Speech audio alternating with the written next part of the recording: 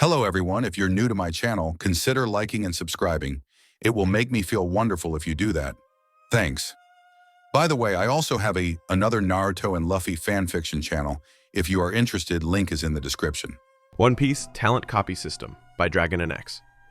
In the vast and perilous world of One Piece, with a seas teeming with pirates, marines, and untold mysteries, a young man is given a second chance at life.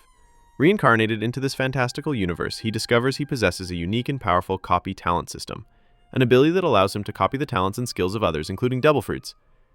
Member list: Taz Peterson, Yanko, Leilani Morris, Warlord, Garrick Russell, Warlord, Black Money Young Lion, Warlord, KSGPL 4YZ, Warlord, Adio. 140 Chapter 101 News of Noir's crew attacking the world nobles spread like wildfire.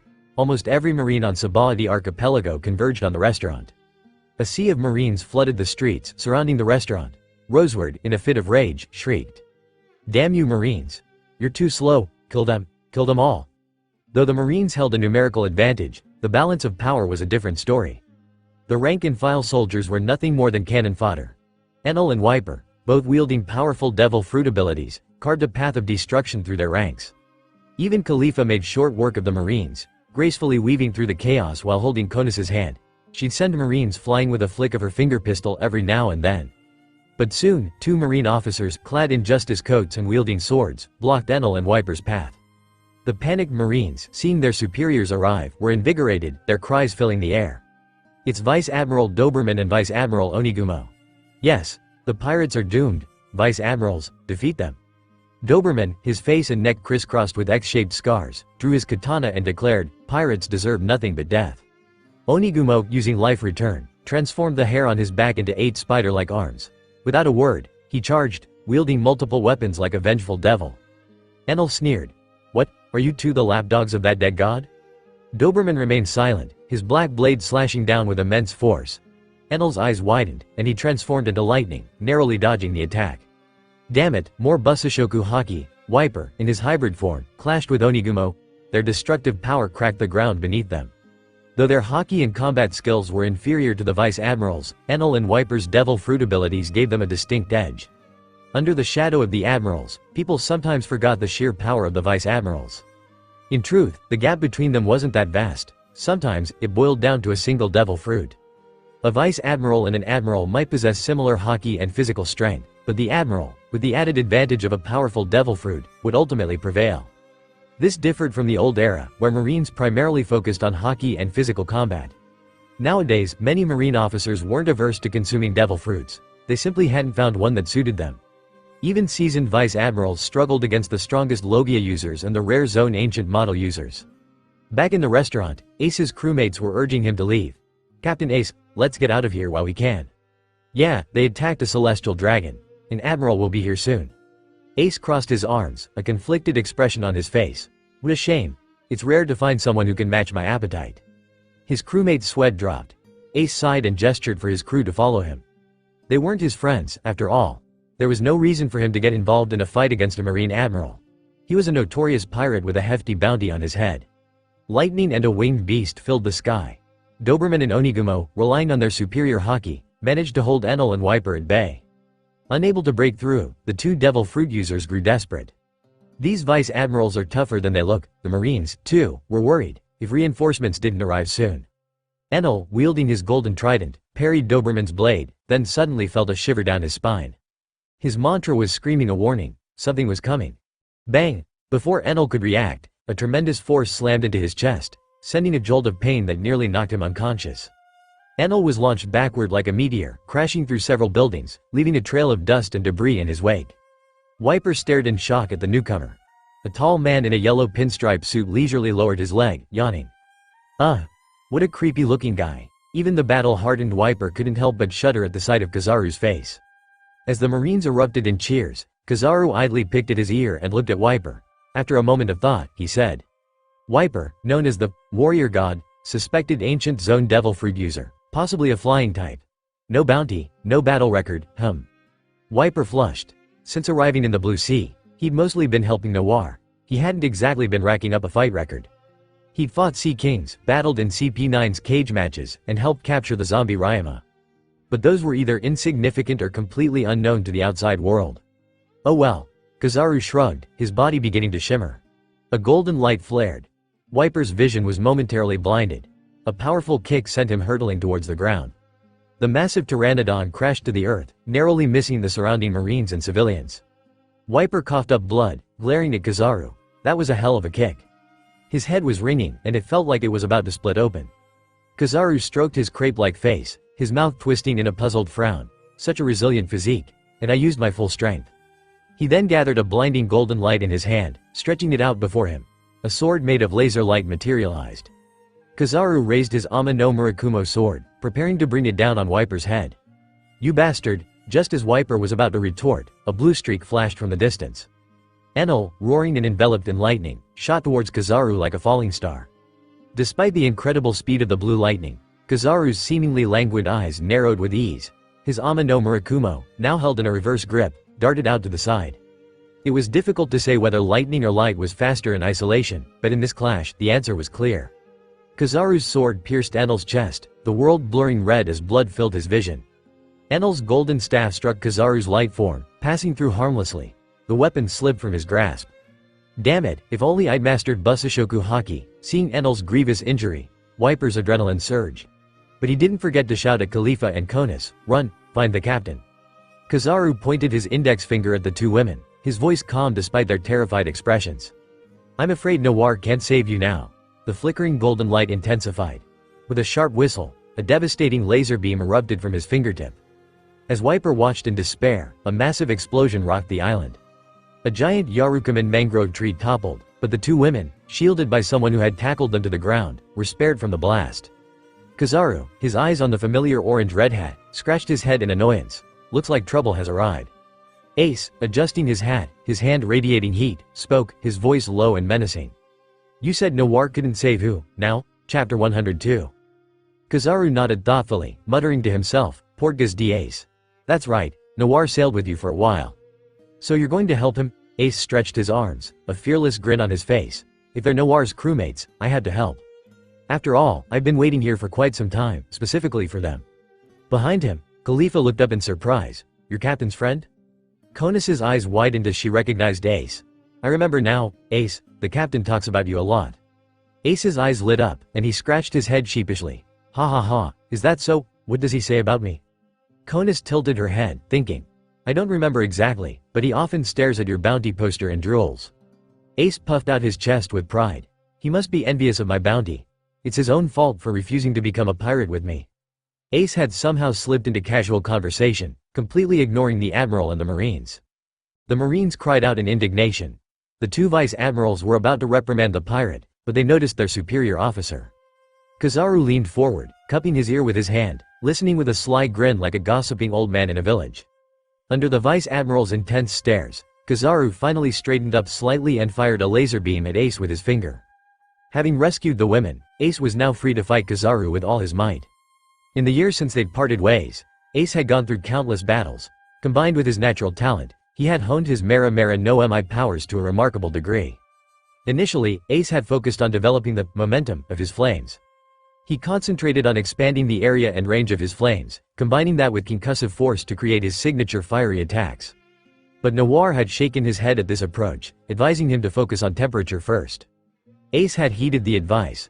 The flames he wielded against Kizaru were noticeably hotter than normal flames.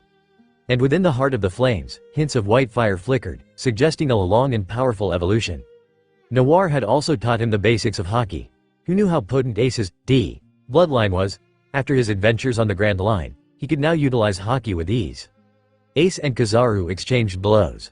Though Ace was still at a disadvantage, he managed to land a few counterattacks. Wiper, seizing the opportunity, scooped up the unconscious Enel and watched Ace fight. The captain's friend is strong.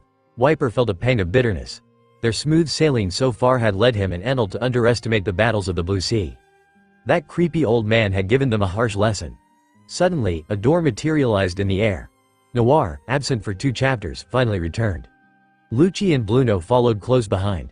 Robin rushed over to Konis and Khalifa, who were injured. Vice Admiral Doberman, his sharp eyes scanning the area, immediately spotted Noir and his crew. But his gaze was drawn to Rob Lucci, who stood behind Noir. Lucci, the embodiment of dark justice, a weapon of the government, was now a pirate's lackey. Doberman, unable to contain his fury, charged towards them with his marines. Lucci frowned and plunged into the fray with Bluno, while Noir took the chance to head towards the battle between Ace and Kizaru. Noir was pleasantly surprised to see Ace, but when his eyes landed on Kizaru, his joy multiplied tenfold, and he completely forgot about Ace. Uncle Kizaru was in Sabaody. This was fantastic. The Pika Pika no Mi's potential was possibly higher than any other devil fruit he currently possessed. Noir drew Devil Blade, his excitement palpable as he rushed towards the battlefield. Ace, seeing someone approach, grinned. Noir, long time no see. Noir bumped fists with Ace, returning the smile. I heard you saved my crew, thanks. Ace shook his head, gesturing towards Kizaru. No problem. Dealing with the Admiral is more important right now. Kizaru, observing Noir's arrival, finally lost some of his usual nonchalance. Noir had been the subject of much discussion among the Marine higher-ups lately. Sengoku had sent Kizaru to deal with Noir not only because of the Fleet Admiral's insistence but also due to his own strategic considerations. Noir melted into the shadows. Ace unleashed 2 fiery spears from his arms, engaging Kizaru head-on. While Kizaru was occupied with Ace, Noir emerged from the shadows, slashing with Devil Blade. But a light sword, seemingly appearing out of thin air, blocked his attack. His attack thwarted, Noir decided to use the opportunity to pull out a Devil Fruit card and reach for Kizaru. To Noir and Ace's astonishment, Kizaru, who had remained unfazed by their punches and sword strikes, reacted as if he'd touched a plague. He transformed into light and scrambled out of Noir's reach. Kizaru let out a sigh of relief. This was the result of the Marine higher-ups' discussions about Noir's ability. Based on their analysis, the copy fruit, a power never before seen in history, was likely a unique type of paramecia. Paramecia users typically activated their abilities through physical touch. The copy fruit, with its game-breaking potential, was likely no different, and it probably had further limitations. That old man, Sengoku, had studied Noir's past battles and estimated that his copying capacity was limited to around 5 abilities. The solution to countering this ability was simple. Don't let him touch you, or just chop off his hands. This was why the higher-ups had unanimously agreed that Kizaru was the best choice for dealing with Noir. Because Noir couldn't catch him, Noir and Ace fought fiercely against Kizaru, but as the battle progressed, Noir realized something was amiss. His frustration grew with every passing moment. He'd figured it out. Kizaru was deliberately avoiding him. Several times, even when Kizaru had a clear opening for a decisive attack, the moment Noir reached out with his sinful hand, the slippery Admiral would jump away.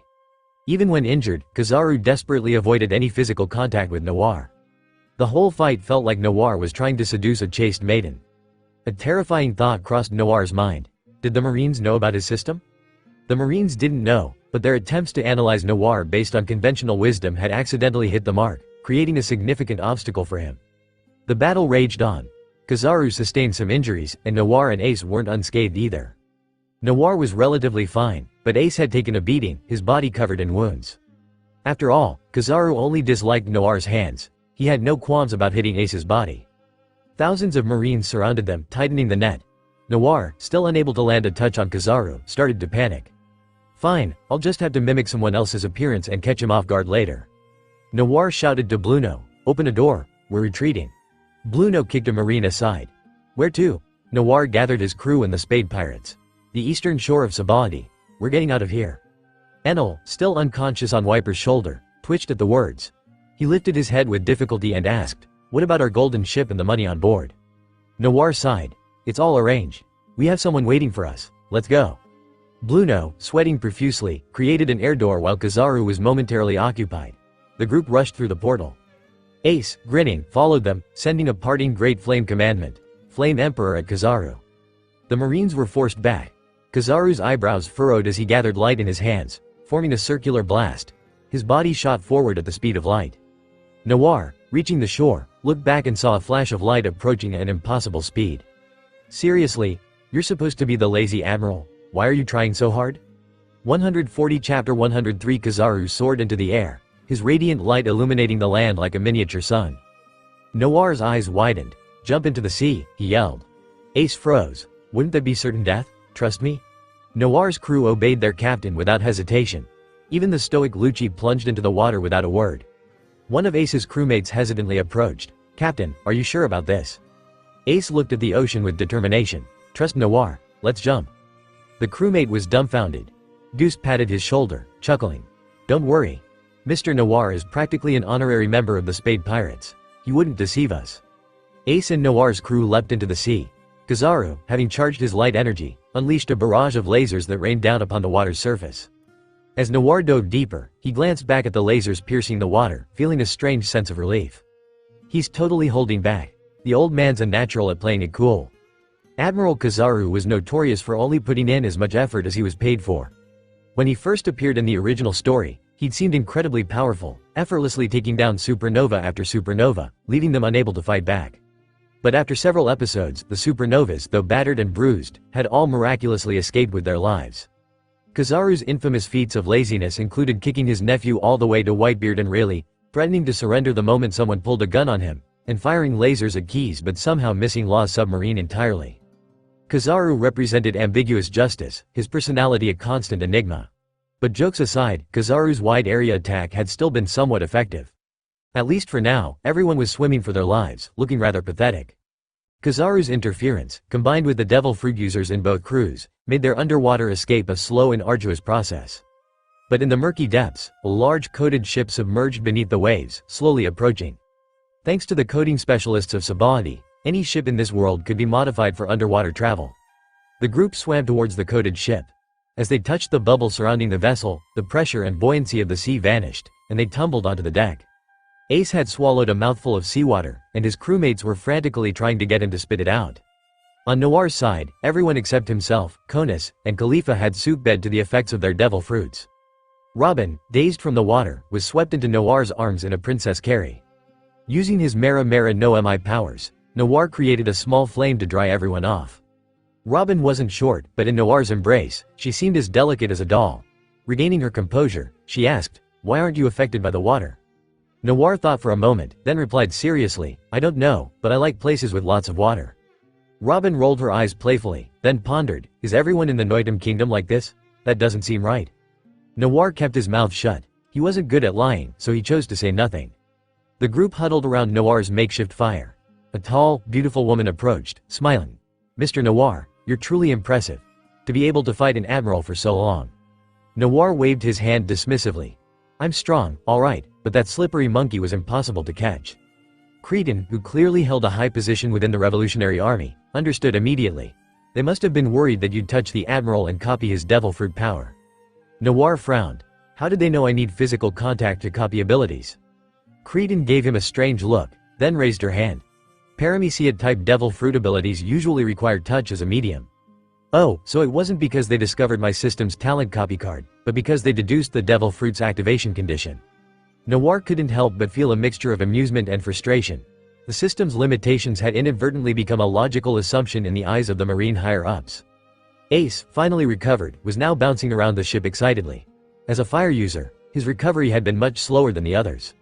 So this is the underwater world. Awesome. And this is a coded ship, amazing. Creedon, watching Ace's antics with a raised eyebrow, asked, "You must be Fire Fist Ace, am I right?" Noir nodded. "I want him to join our plan." Creedon lowered her voice, her tone firm. "Absolutely not. No matter how strong he is, he's not like you, Noir." Ace, overhearing the conversation, protested, "I'm not any weaker than Noir." Noir's eyes gleamed. "I have my reasons. The plan is still a few days away. I have a condition." Creedon, suppressing her curiosity, asked, "What is it?" Noir slung an arm around Ace's shoulders. "Let my buddy meet your leader." Creedon was about to refuse outright. Ace, equally confused, asked, "Why, Noir? What leader? Who are these people?" Noir smiled at Creedon. "After he meets, maybe Ace will change his mind." Turning to Ace, Noir's expression turned serious. "Ace, do you remember your brothers?"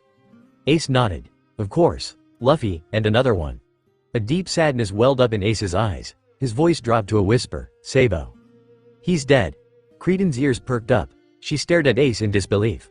"You're Sabo's brother? The blonde one? Always wore a top hat, played with pipes?" Ace's eyes widened. He nodded at Creedon. "Yeah.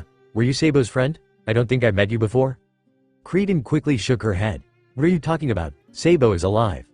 Ace froze, stammering, "But Luffy and I searched for years. No one could have survived that cannon blast." Creedon explained, "Our leader rescued Sabo from the Celestial Dragon's attack in the East Blue and brought him to the Revolutionary Army to be raised." Tears welled up in Ace's eyes. His voice cracked as he asked, "If that's true, why didn't Sabo come looking for me and Luffy?" Creedon shook her head. "Sabo lost his memory in the attack. He doesn't remember anything." But Sabo often says he hears two voices, like they belong to people who are very important to him. Ace's tears finally overflowed, streaming down his cheeks. He covered his face and burst into laughter. Forgetting us. Amnesia. It doesn't matter. He's alive, that's all that matters. Ha ha ha ha.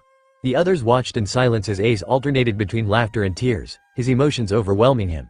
Noir stepped forward and patted his shoulder. So, what do you say? Will you come? Ace straightened up, wiping his tears. His voice was firm. I'll go. I want to see Sabo. Noir sighed in relief.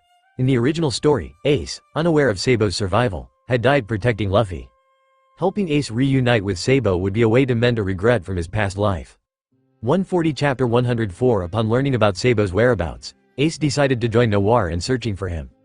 Creedon, after careful consideration, chose to first consult the Revolutionary Army's leader, Monkey D. Dragon. Noir was unaware of the details of their conversation, but ultimately, they agreed to Noir's request, granting them a meeting. However, only Noir and Ace were allowed to approach the Revolutionary Army's base. The others had to remain behind. Using a coded ship to evade the Marines' search, Noir and Ace were eventually brought aboard a large vessel by Creedon. The ship was filled with Revolutionary Army soldiers. A few days later, they arrived at an island. The island was bathed in the warm glow of spring sunshine. Its architecture had a distinct Gothic charm. On the surface, everything seemed normal. But Creedon revealed that everyone on this island nation, even the king, was a member of the Revolutionary Army. Noir was impressed. Dragon's audacity and methods were remarkable. Many people in the world opposed the government, but few managed to actively rebel. With his ideals and charisma, Dragon had transformed the Revolutionary Army into a formidable organization, a thorn in the side of the world government. Ace leaned against the mast, gazing at the island in the distance. Impatience etched on his face. He asked Creedon, "Is Sabo really coming here?" Creedon gave him a weary look. He'd asked that question countless times over the past few days. The leader said Sabo is on his way back from a mission. He'll stop by on his return journey. Seeing Ace's mixture of anticipation and anxiety, Noir offered words of comfort. "Don't worry, Sabo will definitely remember you." Ace gave him a grateful look and nodded. Soon, the Revolutionary Army ship docked. Creedon led them ashore. They traveled by sea to the kingdom's capital, stepping into a bustling town where the citizens greeted them with reverence. Ace, puzzled by the respectful behavior, asked, "Why do they treat you with such respect?" Creedon smiled at the crowd, then lowered her voice. "Secretly, I'm a Revolutionary Army soldier. Publicly, I'm the kingdom's eldest princess." "What? A trust fund kid in the Revolutionary Army?" Noir also lowered his voice. "So, you'll be the queen someday?" Creedon sighed, a hint of exasperation in her voice. "Because of that, I'm secretly the heir apparent, and publicly, I'm the commander of the kingdom's Night Order." What kind of twisted logic is that? Noir and Ace exchanged bewildered looks. Huh? Creedon explained that although she was destined to inherit the throne, she had no desire to do so. Creedon had her own beliefs. She didn't want to rule the kingdom, so she kept her dual identity as a princess and a revolutionary hidden from her people. Her subjects believed that the eldest princess had died years ago, unaware that she had become the commander of the Night Order. This young woman didn't want to be confined to a single nation. She yearned for a life of adventure, fighting for justice. But in Noir's opinion, this was a classic case of first world problems. Why did these rich kids always refuse their inheritances and insist on starting their own businesses? If it were Noir, he'd be living a life of luxury. Now he understood why the Revolutionary Army could use an entire kingdom as a base. They had a princess who was itching to escape. Creedon led Noir and Ace to the royal palace, where they met the current king. He was a sturdy man with a head of white hair. He looked healthy but had dark circles under his eyes, suggesting a lack of sleep. The king greeted his daughter and, upon learning that they were allies, smiled and explained to his guests, "Creedon doesn't want to be queen, so I had to make another one. As a fellow man, Mr. Noir, you understand that making babies is hard work." Noir and Ace nodded understandingly. It could be worse. If Creedon had been a boy, her father probably would have resorted to corporal punishment. After bidding farewell to her father, Creedon led them through the palace gardens. She pressed a hidden switch near a wall, revealing a staircase leading down. "Let's go. Mr. Dragon is waiting for you." Ace eagerly descended the stairs, followed by Noir and Creedon. They walked through a narrow passage, and suddenly, their surroundings opened up. There, underground, was a spacious hall. Several muscular men were carrying heavy crates. Ace sniffed the air. "Smells like gunpowder." Noir realized, so, this is one of the Revolutionary Army's arms procurement sites. Creedon didn't deny it. Our country is rich in mineral resources. It's ideal for weapons development and is a world-renowned exporter of ore. As they walked, Ace asked curiously, "I haven't asked yet, what's the name of your kingdom?" Creedon smiled apologetically. I'm sorry, our kingdom is called the West Wind Kingdom. That name sounds a bit odd. Noir felt his perception of the world shifting. He twitched his lips. You said you were in the Night Order. What's its name? Creedon looked at him strangely. What, the Night Order? It's named after the kingdom, of course. Alright, there's a first time for everything. As long as the vice captain wasn't named Viola, he wouldn't truly believe he'd time traveled. The revolutionary soldiers, upon seeing Creedon, stopped their work and saluted, clearing a path for them. They reached a room in the center of the hall without any obstacles. Creedon knocked gently and led them inside. A mysterious figure in a black coat stood waiting for them. Creedon announced, "Leader, Mr. Noir and Fire Fist Ace are here." Dragon, his face obscured by his hood, revealed a fierce expression as he grinned. "Welcome, gentlemen." Ace scanned the room, disappointment evident in his voice. "You said Sabo was here. Where is he?" Noir, on the other hand, was intrigued by Dragon's face, half of which was covered in a strange tattoo. Such a cool tattoo. Could it really be the result of Garp's slipper? Unfazed by their lack of response, Dragon turned to Ace. "Sabo is returning from a mission. He should arrive shortly." "What mission?" Ace asked, his curiosity piqued. Dragon glanced at Noir. "It's a major operation we're undertaking with Mr. Noir. I can't reveal the details yet." Ace's eyes widened. He looked at Noir. "So, you're going on a mission with Sabo?" Noir corrected him, a hint of exasperation in his voice. "It's not a fight, it's official business." "That doesn't matter." Ace sat down on the floor, crossing his arms. "I'm going too. I want to see how much Sabo has improved over the years." Noir and Creedon exchanged glances, a knowing smile spreading across their faces. With just a few words, they gained another ally. Dragon nodded. "Very well, you can join Mr. Noir." Noir gave Dragon a subtle look. He'd agreed so easily again. Stealing the heavenly tribute was likely a diversion. The Revolutionary Army must have another objective in mind. But that wasn't Noir's concern. He was only interested in the money. 140 Chapter 105, Sabo, Creedon just called. She says we need to hurry. On the vast, shimmering sea, an inconspicuous sailing ship rode the waves. On the deck, a playful-looking young woman with goggles perched on her hat hung up the den mushi and spoke to the young man in front of her. The young man also wore goggles and a hat, his wavy blonde hair framing a face that seemed to perpetually hold a gentle smile. His features were soft, but the burned scar over his left eye gave him an air of resilience. Sabo leaned against the mast, his head resting on his hand, complaining out of boredom. "What in the world is Dragon Sand planning? Why did he call us all the way out here?" The spirited koala approached him from behind and lightly rapped him on the back of his head. "Be patient, Sabo. The chief trusts you, that's why he's giving you this task." She leaned in and whispered, "I've heard that many of the Revolutionary Army soldiers admire you." Sabo blinked. "So?" Koala sighed. "So, I think the chief will promote you again soon. You're the youngest and most promising officer in the Revolutionary Army." Sabo waved his hand dismissively. "No way. If Dragon promotes me, I'll eat this mast." Koala rolled her eyes. This guy was all talk. But seriously, why does Dragon Sand insist on having that pirate join our operation? Sabo wondered aloud. Koala crossed her arms and chuckled. Noir's copy fruit would be a valuable asset to any organization. Even if we can't recruit him, we can't afford to leave a bad impression. From what we've seen, Noir isn't a bad pirate, and we've established a good relationship with him. Sabo nodded. "You mentioned another pirate joining us. Who is it?" Koala pulled out a wanted poster from her bag and read aloud, "Portgas the Ace, the infamous Fire Fist. His bounty has been skyrocketing lately." Ace. Sabo murmured the name, and two familiar voices echoed in his mind. "And Luffy?" Koala paused. "Who's Luffy?" Sabo clutched his head, his eyes wide as he struggled to remember. A faint ache in his head told him that he knew these two names before he lost his memory, and they must have been important. "Ah, we're approaching the East Blue Kingdom." Sabo turned his gaze towards the shore. Indeed, there stood the handsome man with a sword at his hip, beside Creedon. But as he glanced to the side, his eyes widened, unable to look away. Ace, his nose running, stood on the shore, waving frantically, sobbing and excitedly slapping Noir on the back. "Wah! Sabo, Noir, look, it's really Sabo, Yahoo!" Noir, his back being pounded by the overly enthusiastic Ace, felt his veins throb. He spun around and kicked Ace to the ground, yelling, "Get a grip, and stop wiping your snot and tears on me." Sabo stared at Ace, his mind flooded with fragmented memories. Darkness, a terrible noble family, his escape. In that place, he met the two most important people in his life. They had built the ASL secret base, sworn brotherhood, and vowed to sail the seas as pirates together. But then, his parents had dragged him back. Sabo had escaped and set sail alone, only to be caught in a celestial dragon's crossfire and his ship sunk. The fragments of his past began to reassemble, coloring the blank spaces in his childhood memories. And that comical, tear-streaked face suddenly merged with the image of his brother. Ace, knocked down by Noir, scrambled to his feet. Seeing the ship drawing closer, he couldn't contain himself any longer and rushed towards it. He leapt onto the deck, laughing and crying at the same time. Sabo. Ace, his beloved brother, was right in front of him. Sabo cried out instinctively, tears welling up in his eyes as he ran towards Ace.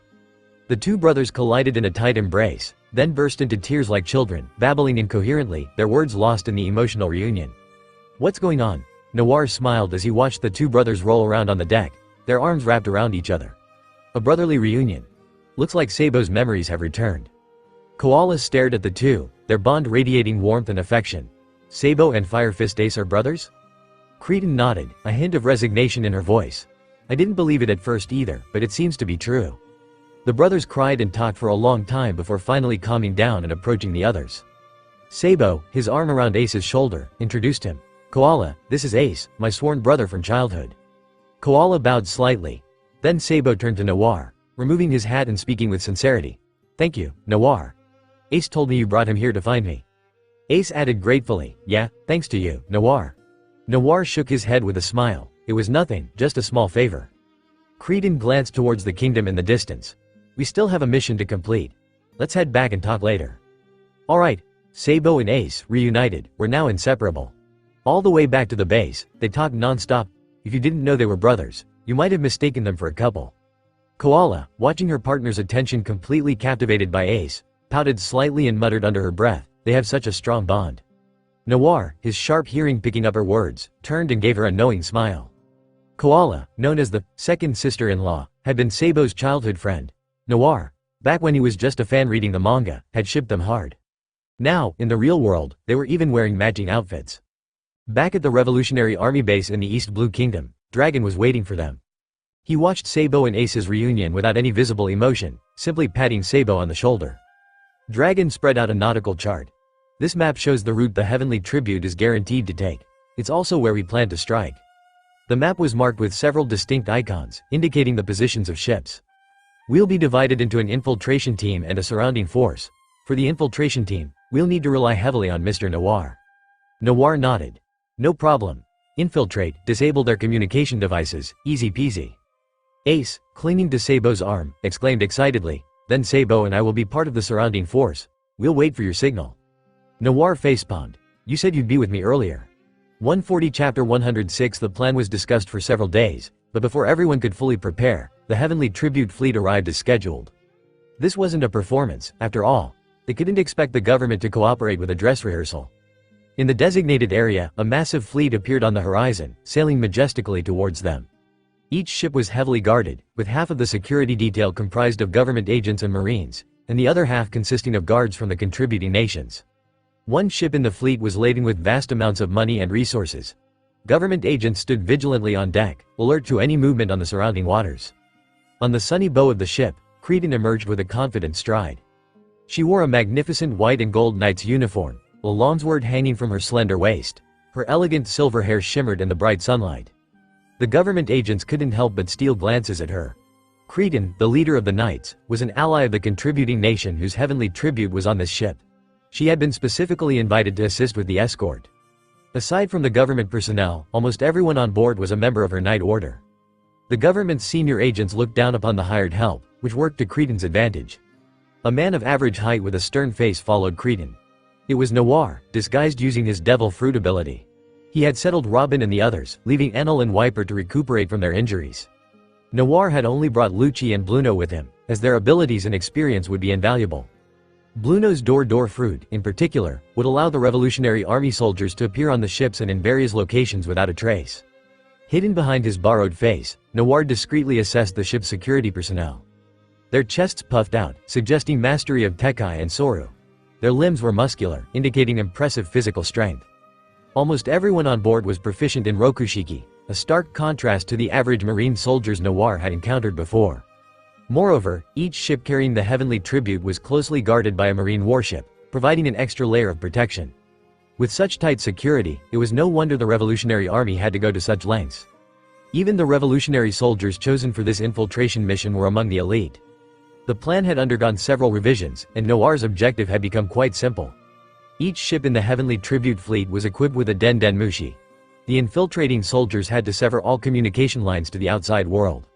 However, both the transport ships and the marine escorts had a lead ship equipped with a visual Den Mushi for surveillance. Every ship's movements were constantly monitored. This world had its version of security cameras. Even with Blueno's door fruit, the moment they were spotted, the other ships would send out distress signals. The two lead ships were heavily guarded, and they were Noir's primary targets. A completely silent takeover of the fleet was impossible. The goal was to maximize the effectiveness of the infiltration team's actions. If the fleet's distress signals could be cut off, it would buy the external forces more time. Therefore, Noir's role was crucial. He was essentially the trigger for the entire Revolutionary Army operation. Noir followed Cretan, blending in with a small squad of knights as they patrolled the ship. Lucci, seemingly focused on the path ahead, was secretly observing the positions of the surrounding marine ships. The blind spots were minimal. Every ship's movements were visible from almost every angle. Apart from the cabins, there were hardly any hidden areas. As Cretan led the patrol, a petite young woman approached them. She wore a government uniform and had a subordinate trailing behind her. This girl, barely reaching 5 feet tall, had a grown man as her underling. Seeing Cretan, she raised her hand to stop them. "Captain Cretan, please refrain from wandering around the ship unnecessarily." Cretan narrowed her eyes, offering a gentle smile. "Protecting the heavenly tribute from our allied nation is also our duty." The man behind the girl frowned. "Just follow the officer's orders, don't be so difficult." Cretan was about to retort when Noir scoffed. "Such a young child, yet you've managed to train a good dog." The man bristled at the provocation and grabbed Noir by the collar. "What did you say?" The girl's expression remained impassive. "Captain Cretan, your subordinate has a loose tongue." The girl gave a subtle signal, and the man understood immediately. He dragged Noir away, a sinister grin on his face. "You little punk. Let's find a quiet spot and teach you a lesson about the harsh realities of the world." Cretan's face darkened as she watched them leave, but she forced herself to swallow her anger. "My apologies for my subordinate's insolence. I leave his punishment to your discretion." The girl nodded coldly and followed the man without a word. Cretan smirked inwardly, exchanging a glance with Lucci and Blueno. It was time to act. Noir was dragged away by the man and thrown into a storage room in the ship's hold. The other guards who had witnessed the scene watched with amusement. Someone wants to anger a government agent, he probably wouldn't make it out alive. Soon, the girl entered the storage room, her hands clasped behind her back, and silently observed. After a while, the man lay motionless on the floor, his eyes wide open. He wasn't breathing. Another man, identical in appearance, walked over. However, his demeanor had subtly changed. Noir, having transformed into the man, adjusted his voice and greeted the girl. "What's your name?" "Momomi. You can call me Officer Momomi," the girl replied, her petite frame radiating a chilling aura. Noir, acting as if they were close acquaintances, raised his hand and affectionately ruffled her hair. "A little girl shouldn't have such a cold expression. It's not cute." Momomi felt the warmth of his hand on her head. She looked up at Noir, her voice icy. "Shut up and take your hand off me." "I don't want to," Noir teased, but he immediately sensed something was wrong. He had spoken, but no sound had come out. Noir stared at Momomi in shock, his mind reeling. The silent fruit? That was Corazone's ability? Right, Corazone was dead. The devil fruit must have reappeared. It seemed Momomi, a revolutionary undercover within the government, had inherited the power of the silent fruit. No wonder Cretan had asked her to cooperate with him. Momomi, seeing Noir's silence, spoke matter-of-factly. "Don't let my height fool you. I'm 27 years old. Show some respect." "Huh?" Noir stared at the Lolita with even greater astonishment. She didn't look her age at all. A woman nearing 30, with her short stature, flat chest, and childish voice and appearance, it was quite bizarre. They were the same age, yet look at Robin. In the name of scientific research, Noir had once risked his life to measure Robin's bust. 1 meter, no mistake. Those magnificent melons were almost as big as his head. The 2D world was the best. Of course, he'd almost been buried alive by Robin afterward. 140 Chapter 107 The government agents on duty aboard the ship noticed Momomi and her subordinates stepping onto the deck. Relieved of their suspicions, they silently pitied the man who had offended Momomi. Since he didn't come out with them, he must have been dealt with. Sensing the gazes upon him, Noir smirked inwardly. The mimic fruit's abilities weren't easily seen through. With Momomi leading the way, Noir's actions became much smoother. He quickly located the highest-ranking officer on Cretan's ship.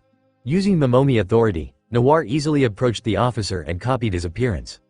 With Blueno's door fruit providing convenient shortcuts, Noir moved from ship to ship, steadily making his way towards the lead vessel. Navigating the intricate process, Noir impersonated one government official after another, finally reaching the surveillance room. His face grim, Noir entered the room. The plan had seemed exciting at first, but carrying it out was proving to be both tedious and troublesome. He longed for the simplicity of the East Blue, where he could stand with a sword and plunder any ship within sight. Currently disguised as a surveillance officer, Noir surveyed the room and its personnel. The large room was filled with people monitoring the transponder snails, along with numerous den mushi for communication. It would be difficult for an ordinary person to quickly subdue them all. But for Noir, it was a simple matter of unleashing his conqueror's haki. Even if a few strong individuals resisted, a couple of punches would settle the matter. After all this time, Noir had honed his control over his strength to a fine degree. Moreover, Momomi had used her silent fruit to create a soundproof barrier around the room, ensuring that no one outside could hear a thing. Noir focused, a sinister glint in his dark eyes. Just as he was about to unleash his haki, a voice interrupted him. "Saint Rolvif, please come this way." Noir quickly suppressed his haki, looking towards the entrance in surprise. "Saint? Another celestial dragon?" A portly man with a bubble helmet swaggered into the room, followed by a group of fawning subordinates. Rolvif patted his belly, his eyes sweeping arrogantly over the surveillance images. "Is this all there is? The offerings from these inferior kingdoms are getting worse and worse." A subordinate brought over a plush armchair, his voice dripping with flattery. "Your esteemed status, master, naturally deserves far more than these paltry offerings."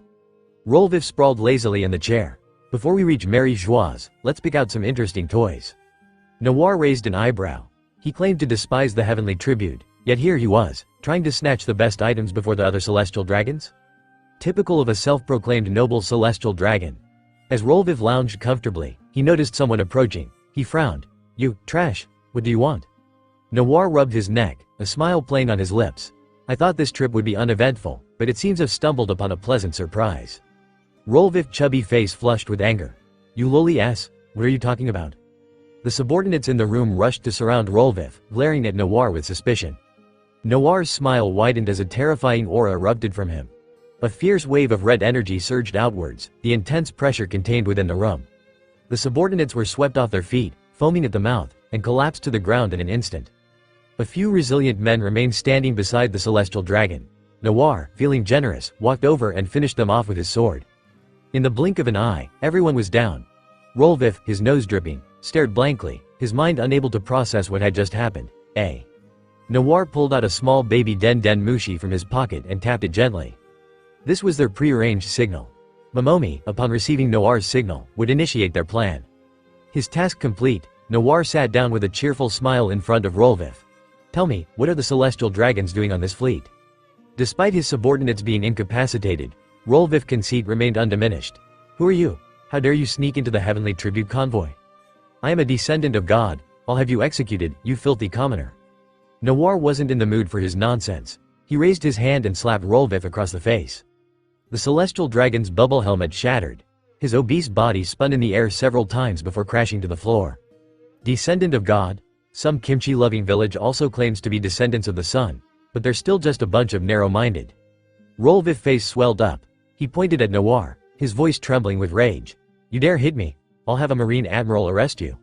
Without hesitation, Noir delivered another punch, then grabbed Rolvif by the throat, his voice dangerously low. "If you utter another word, I'll rip your tongue out."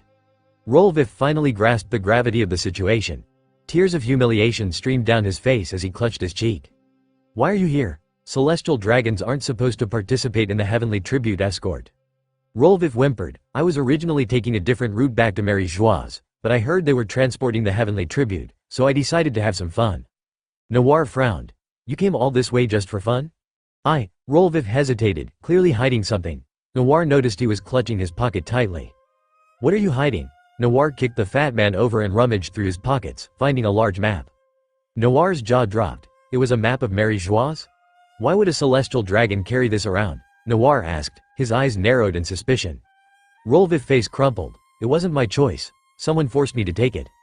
I was buying slaves when a group of thieves stole this map and tried to escape. My subordinates chased them off, and I ended up with the map.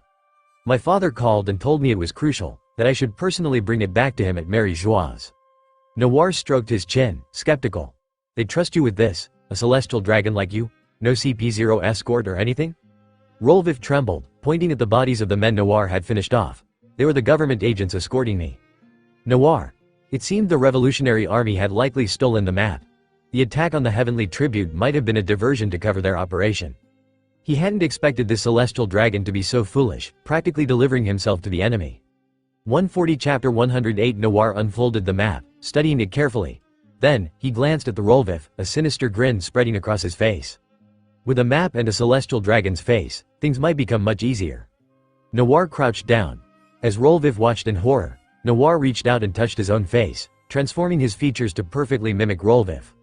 Rolvif shrieked, "Why? Why can you turn into me?" Noir chuckled coldly. "Well, you're no longer of any use." He pulled a small knife from his waist and swiftly slit Rolvif's throat. Rolvif died a senseless death at Noir's hands, his eyes wide with disbelief and a look of utter despair etched on his face. Noir waited patiently on the ship until the Den Den Mushi in his pocket rang again. Momomi's emotionless voice echoed through the receiver. "You stalled long enough. Mary Joie should be sending reinforcements soon." Noir stretched his arms, a smile playing on his lips. "So, we can finally get serious?" Momomi paused, then said, "It's time for the real fight to begin." Noir hung up, reverted to his original appearance, and stepped out of the room. The guards on deck, seeing a stranger emerge, raised their weapons in alarm. "Who are you?" Noir raised an eyebrow, extending a finger tauntingly towards the guards. The government guards couldn't tolerate such disrespect. With a shout, they opened fire. On the other ships, the Revolutionary Army operatives, who had infiltrated the fleet, began their sabotage from within. The Marines guarding the ships were caught off guard, but they were about to have their hands full. One by one, coated ships burst from the depths of the ocean, the air echoing with deafening battle cries. Ace, leading the charge from the Revolutionary Army's ship, leapt onto a Marine vessel and roared, "Fire Fist!" A giant fist of orange flames tore through several Marine ships, sending the officers into a panic. "Fire Fist Ace! All Marines, be on alert for pirates!" The Marines grabbed their weapons and clashed with the advancing Revolutionary Army soldiers. Sabo followed Ace onto the ship, his mastery of Busashoku Haki and the Dragon Claw technique making him a force to be reckoned with. He tore through the enemy ranks like a hot knife through butter. A dragon's breath shattered a ship, while Ace's devastating fire attacks caused others to capsize. The two brothers, reunited in battle, were as formidable as ever. But when Ace tossed Devil Blade to Noir, the tide of the battle shifted once more. Noir, wielding Devil Blade, radiated a sinister aura. Each swing of his blade sent out waves of sword energy that resembled vengeful spirits. Marines struck by the sword energy felt as if they were possessed by devils. Their pain intensified, their wounds bled uncontrollably, and some even hallucinated ghostly figures behind Noir. Noir, utilizing his still-developing shadow movement technique, became an emotionless reaper of lives. Fear gripped the hearts of the Marines. Cretan, joining Noir, asked in surprise, "Did you copy the shadow fruit as well?" Noir nodded. "I killed Moria and took it." Cretan was speechless. Noir had killed a warlord of the sea? Why hadn't she heard about this? If she'd known about this ability, they might have altered their plan. Lucci, sending another Marine flying with Rankiaku, addressed Noir.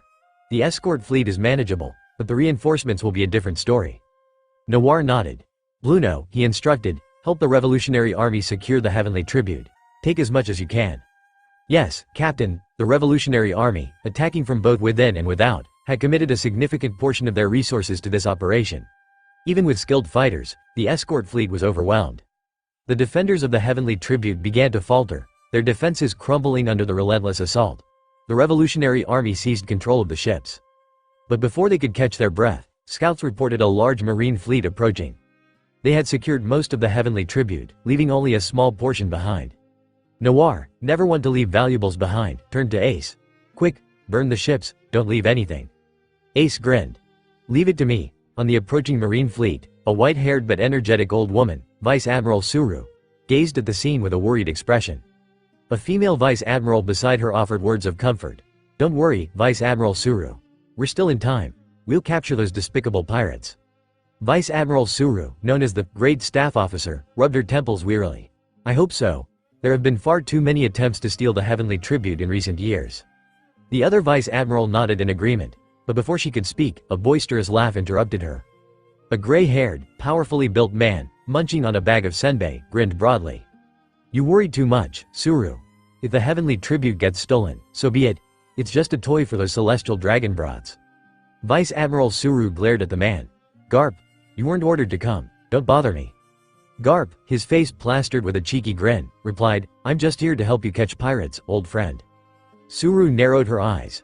"Fire Fist Ace is among the attackers. I've always suspected you might have something to do with him." At those words, Garp whistled and wiped his brow, feigning ignorance. "What?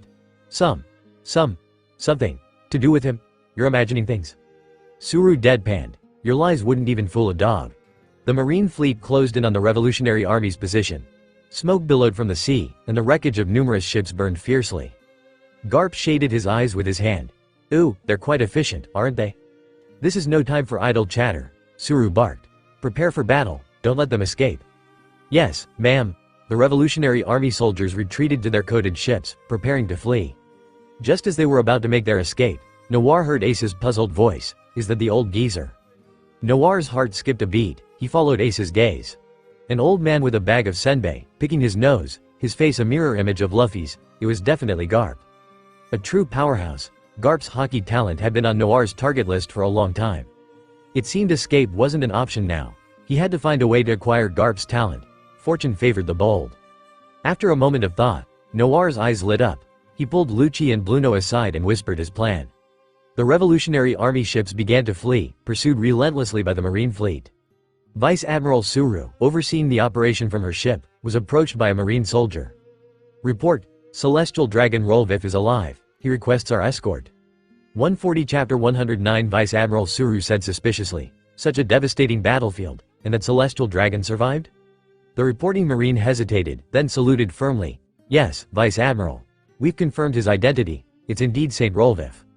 Suru nodded. "Bring him here. I want to take a closer look." The Marine obeyed. Garp, unconcerned, commented, "What's the point of seeing a celestial dragon? He probably just got lucky." Ignoring Garp's usual bluntness, Suru's sharp gaze focused on the approaching celestial dragon. Noir's heart pounded in his chest. Though his mimicry was flawless, this old woman was one of the sharpest minds in the Marines. He couldn't afford any slip-ups. Suru observed Noir discreetly. Noir, in turn, feigned fear and celestial dragon conceit. "You incompetent Marines. I was almost killed by those thugs." His obnoxious attitude was spot on. Suru, unfazed by Noir's insults, calmly explained, "Saint Rolvif, this was clearly a planned, large-scale operation. We didn't anticipate it." Noir retorted haughtily, "Is this how a Marine officer addresses a celestial dragon?" Garp, his short temper flaring at the disrespect, charged forward and delivered a headbutt, sending Noir sprawling to the ground. The Vice Admiral beside them nearly fainted. He grabbed Garp, pleading, "Vice Admiral Garp, please, he's a celestial dragon." Garp lifted his chin defiantly. So what? Though a Marine serving the government, Garp held the celestial dragons in contempt. As long as they didn't cross him, he'd leave them be. But if they provoked him, he wouldn't hesitate to give them a good thrashing. Noir seized the opportunity, grabbing Garp's arm. His face contorted in pain and anger, but inwardly he was ecstatic. In that instant, he quickly scanned Garp's talents and used a talent replication card. Name: Garp Unbending Warbones. Gold quality. A monstrous talent for Busashoku Haki. Haki is cultivated from the bones, passively imbuing the body with certain Busashoku Haki properties. When Busashoku Haki is applied to fists and used to strike an opponent, the Warbones trait is activated. Busashoku Haki is guaranteed to damage the opponent's bones and internal organs, with the severity depending on the Haki's quality. This trait can be applied to other body parts or abilities. Hero's Scars. Gold quality. Awarded the title of hero for defeating legendary pirates. When facing pirates, stamina and recovery speed increase by 50%, and intimidation doubles. When facing Marines, enemy morale significantly decreases, stamina and recovery speed decrease by 50%, and intimidation doubles. When facing individuals defined as family, morale decreases by 20%, attack and speed decrease by 30%, and intimidation is halved. Fist of Love. Red quality. Due to Garp's personality, he often uses his fists to discipline children, resulting in this nurturing talent. When striking individuals defined as family with love, the target's learning ability, willpower, stamina, and recovery speed all double for a certain period. However, intelligence may decrease permanently or temporarily depending on the severity of the strike. Message retraction. Red quality. Garp's bluntness often leads to him revealing sensitive information, prompting him to ask listeners to forget what he said. When Garp retracts a statement, the probability of others forgetting, disregarding, or keeping it secret increases. Noir sat stunned, staring at the talents displayed by the system. 2 gold, 2 red, a fitting reflection of Garp's strength, but there were a few odd ones mixed in. So Luffy's foolishness and battle instincts were a result of Garp's Fist of Love. And that message retraction talent, was the system serious? He suddenly found himself craving that talent, but there was no time to dwell on it. Noir immediately replicated unbending war bones. As for which talent to replace, he'd initially considered Shanks' Conqueror's Haki. Though only a purple talent, its Haki cultivation boost was incredibly useful. He'd been hesitant to replace it. With the Dark Gold Supreme Swordsman talent, he could eventually replace Conqueror's Haki, but there was no rush. Currently, Noir wanted to replace a Devil Fruit ability. Now that he had the complete Shadow Fruit, he needed to focus on developing it. Other Devil Fruit abilities were secondary. In that case, sacrificing a slot to enhance his Haki wouldn't be a loss. Alright, Crocodile, you're going into cold storage. Your powers aren't that useful on the open sea anyway. I can always pull you out of the inventory if I need you. Noir replaced the Sand Fruit with Unbending War Bones. A surge of energy coursed through him, as if his bones had been completely renewed. He clenched his fists, feeling a newfound strength and a surge of raw Haki. A gold talent specializing in Busashoku Haki, it felt incredible. If he could integrate this talent's traits into his swordsmanship, wouldn't that be swordbones? Suru and Garp watched Noir, perplexed by his alternating expressions of sly grins and contemplation. Garp scratched his head. Did I hit him too hard? Suru glared at him, took something from the Vice Admiral, and approached Noir. Noir snapped out of his thoughts and saw Suru fastening a handcuff to his wrist. It's over? His mind raced. Had she discovered his deception? But then, Suru, observing Noir's reaction, released the handcuff. Apologies, Saint Rolvif. These are sea stone handcuffs. It was just a small test. Noir was momentarily stunned, then understood. The sea stone was meant to expose him. If he were a Devil Fruit user impersonating Rolvif, Suru's action would have revealed him. But Noir, with his system, was immune to this. He only copied Devil Fruit abilities, not the weakness to the sea. Seawater and sea stone were useless against him. Seeing that Suru believed his identity, Noir quickly resumed his celestial dragon act, feigning outrage. How dare you question this noble personage? And you, insolent man, you dare to lay your hands on me, I'll have you stripped of your rank. In truth, Garp had held back. The headbutt had felt like a flick to Noir. But a pampered celestial dragon wouldn't react that way. Noir had to rely on his acting skills to sell the charade. Garp, unfazed by Noir's threats, shrugged. Oh, I'm so sorry. I forgot you were a celestial dragon. Can we just pretend I didn't hit you? I'll even buy you some crackers. Even though it was an act, Noir was furious. How can we just pretend it didn't happen? Why? What did you do again? Oh, right. You attacked a celestial dragon. That's disrespectful. 140 Chapter 110 Noir and Garp, like two childish fools, hurled insults and spat at each other relentlessly. Vice Admiral Suru watched the two grown men with a weary expression. Only idiots can truly understand each other, she thought. Her aide, observing Noir, hesitated before whispering, Vice Admiral, I have a feeling that this celestial dragon is rather mild-mannered. Suru nodded. Escort him back to Mary Joieuse, and have the government keep a close eye on him. Garp and Suru's fleet had pursued for a considerable distance but found no trace of them. Suru massaged her temples, a worried frown creasing her brow. It must have been the Revolutionary Army. Garp and his aide were taken aback. But wasn't it pirates who attacked the Heavenly Tribute, Devil Noir and Fire Fist Ace? Suru let out a cold laugh. Mere pirates couldn't have pulled off such a large-scale operation. Garp sighed in relief. I'm glad it wasn't Ace's doing. Then, a new worry surfaced in his mind. But if it was Dragon's doing, that's not good either. Unable to apprehend the attackers, Garp and Suru had no choice but to return, taking Noir, whom they believed to be a celestial dragon, back to Mary Joieuse. Mary Joieuse, the Holy Land, was home to the world nobles, the celestial dragons. It was a heavily guarded and strategically advantageous location. Situated atop the towering Red Line, it was virtually impenetrable. But there were always exceptions. Fisher Tiger, the fishman, was a legend. He had scaled the Red Line with his bare hands, single-handedly freed thousands of slaves, and then set Mary Joieuse ablaze before escaping and founding the Sun Pirates.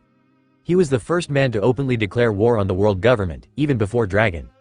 Sadly, despite his heroic actions, his life ended tragically at sea. Noir didn't need to climb the Red Line. He took the official travelator, a convenient path to Mary Joieuse. This was also an alternative route from Paradise to the New World, besides Fishman Island. As soon as Noir arrived in Mary Joieuse, excitedly taking in the scenery, a group of burly guards surrounded him, their expressions wary. Noir, his hide altered and his view obstructed, snapped, "What are you doing?" The guards, dressed in white suits, quickly explained, "We heard that Saint Rolvif was attacked. Your father has instructed us to escort you to him." Rolvif's father wanted to see him? Noir recalled the map of Mary Joieuse, his mind racing. He probably wants to use the map to gain favor or some sort of advantage. That's why Rolvif's actions were so secretive. The poor fool had no idea that Noir had already killed his fat pig of a son and obtained the map. Noir feigned a moment of compassion before saying to the guards, "Very well, take me to him." A government official approached Suru. "Thank you, Vice Admiral. You're free to return now." Suru glanced around, lowering her voice. "There might be something suspicious about Saint Rolvif's identity. Be careful." The official nodded, but didn't seem too concerned. "We see that idiot every day. What could possibly be wrong? Who would even impersonate him?" Suru had done her duty by voicing her concerns. She promptly departed from Mary Joie's. With the heavenly tribute stolen, she had pressing matters to attend to, including investigating the incident and capturing the culprits. A single celestial dragon was a waste of her time. Seeing Suru leave, Noir finally relaxed. That old woman was sharp. If she'd observed him for too long, she might have discovered his deception. His mind at ease, Noir began to appreciate the scenery. These celestial dragonnx certainly lived in luxury compared to most people in the world. Calling their residences villas felt like an understatement. The place was spotless and opulent, with not a speck of dirt in sight, except for the people themselves. As Noir made his way through the Holy Land, he encountered numerous celestial dragons. The men were mostly obese and repulsive. They paraded through the streets, either dragging slaves on leashes or riding on the backs of beautiful female slaves, flaunting their power and conceit. The women were slightly better. Though some were unattractive, there were a few who were passable. But they, too, kept slaves. Groups of female celestial dragons would gather, excitedly discussing whose slave was the most physically impressive. Noir overheard their conversations, filled with malice, conceit, and vulgarity. It was like listening to a convention of sadists. Noir's expression darkened with each encounter. Though he had become morally ambiguous since arriving in this world, his heart wasn't entirely devoid of compassion. After all, he came from a nation with a deep sense of righteousness. Witnessing such blatant injustice and cruelty stirred a sense of indignation within him. Noir tried to avoid looking at the slaves, their spirits crushed. Under the guard's escort, he arrived at his home. He pushed open the doors, revealing a lavishly decorated interior. High-quality diamonds and gold adorned the walls, and countless treasures were displayed in rows. The items were valuable, but the way they were showcased reeked of nouveau riche vulgarity. After safely escorting Noir home, the government officials withdrew. From the depths of the palace-like entrance hall, a flamboyantly dressed man approached. Despite his regal attire, the man's appearance was far from pleasing. He grinned, revealing his teeth. "Son, did you bring back the item?" "You disgusting pig." "My dear father," Noir was tempted to electrocute the old man on the spot, but he held back, unsure of the situation. He tossed the map to the man. "Here you go." Saint Rolmot, Rolvif's father, snatched the map and examined it, his ugly features contorting with delight. "Well done." The map is already etched in Robin's super brain. It doesn't matter if he has it, Noir thought. Rolmot tucked the map into his robes. "You don't need to worry about the rest." "Oh, and Saint Roseward and his daughter are here to see you. Go meet them." Rolmot's eyes gleamed with malicious glee. "I heard that Roseward's son was killed in Sabaody Archipelago by some lightning-wielding idiot. The old man has been crying for days." Noir's expression faltered. The incident and the name sounded familiar. "Wasn't that the celestial dragon Enel killed?" Noir asked cautiously. "Why do they want to see me?" Rolmot smirked. "Losing his heir has weakened his position within the family. Now he's trying to use his daughter to regain some standing. I've already arranged everything. Shauria will be betrothed to you. This solves his problem and strengthens our family's ties with theirs. A win-win marriage." Marriage? To a celestial dragon? Noir was momentarily stunned. Then a cold laughter echoed in his heart. Marrying a celestial dragon? The thought disgusted him. But, taking her as a concubine might be acceptable. 140 Chapter 111 Rolmot led Noir to the reception hall to meet Saint Roseward and his daughter. Celestial dragons' homes were truly enormous. Just the walk from the entrance hall to the reception hall felt like a post-meal stroll to aid digestion. As they arrived, Noir saw two flamboyantly dressed celestial dragons seated at a table. His gaze immediately locked onto the female celestial dragon, Saint Roseward's daughter. Because they were in Mary Joie's, Shauria wasn't wearing her bubble helmet, allowing Noir to get a clear look at her face. Her straight, golden hair cascaded down her back, and a sheer purple scarf veiled her face. She was, undeniably, a beautiful woman. Noticing Noir's gaze lingering on Shauria, Rolmot chuckled. "It seems you two have much to discuss. Perhaps Roseward and I should step out for a chat?" Roseward, pleased that his daughter had caught Noir's attention, readily agreed. He beamed with satisfaction, showing no signs of recent bereavement despite having just lost his son. Once the two old fools left, Noir's gaze became bolder, his eyes raking over Shauria's form. Within Mary Joie's, celestial dragon's attire was less bursome. Though they still wore layers of clothing, they at least revealed their arms and legs. Shaoria, feeling Noir's unrestrained gaze, shifted uncomfortably in her seat. "What are you looking at?" Noir, amused by her fiery temper, smirked. "You're not bad looking, but your personality is as foul as a dog's." Shaoria's face flushed red. Such vulgar words from a supposed noble. "Vulgar?" Noir almost burst out laughing. "I do find you quite repulsive, but you might be fun to play with for a while." Shaoria shot to her feet, her fury evident. "I'm supposed to marry you, and you dare talk about playing with me?" Noir's eyes narrowed. "You're aware that you're here for a marriage alliance, then?" Slap. A sharp sting erupted on Shaoria's cheek. Her vision blurred, and half her face swelled instantly. Tears welled up in her eyes. "You, how dare you?" Without hesitation, Noir delivered another slap. "Lose the attitude. You and your father are begging me. Show some respect." Shaoria had never been treated with such disrespect, but when she heard Noir's words, she swallowed her anger. "This is strange. I distinctly remember Rolvif being a simple-minded fool. Why has he become so assertive?" Seeing Shaoria subdued, Noir was satisfied. He engaged her in conversation, subtly probing for information about Mary Joie's, seeking a direction for his next move. Apart from the elusive I Am, the only potential powerhouses in Mary Joie's were the 5 elders, the leaders of the celestial dragons. However, even with his current status as a celestial dragon, gaining access to the 5 elders wouldn't be easy, let alone copying their abilities. Perhaps the only benefit of being here was the extravagant lifestyle, which was undeniably tempting. But Noir had no intention of remaining a celestial dragon forever. He needed to find a way to reap some benefits and escape. For instance, if Mary Joie's were to be set ablaze again, it would surely attract the attention of numerous powerful individuals. At the very least, a marine admiral would be dispatched. Noir was still frustrated that he hadn't copied the Pika Pika no Mi last time. But if he were to go down that path, he needed an escape route. Even Noir couldn't handle a direct confrontation with so many powerful opponents. Shaoria was filled with anxiety. Her so-called celestial body was tense. Noir, lost in thought, had unconsciously placed his hand on her thigh and was absent-mindedly stroking it. His rough hand wandered and Shaoria clamped her legs together, holding her breath, terrified of making any sound. She glared at Noir, her cheeks burning with shame and anger. She raised her hand to push him away, but her movements and her gaze were weak, lacking any real threat. Just then, Roseward and Rolmot returned. Noir snapped out of his thoughts and quickly withdrew his hand. Shaoria sighed in relief, then heard her father ask, "Daughter, how was your conversation with Saint Rolvif, Noir?" As Shaoria was about to voice her complaints, Noir's hand snaked out again, reaching for her.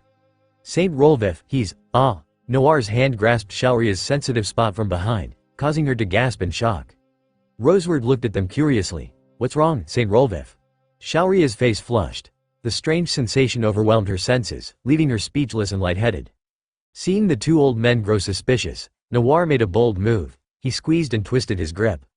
Shaoria, who had been trying to maintain her composure, finally crumbled. Pain.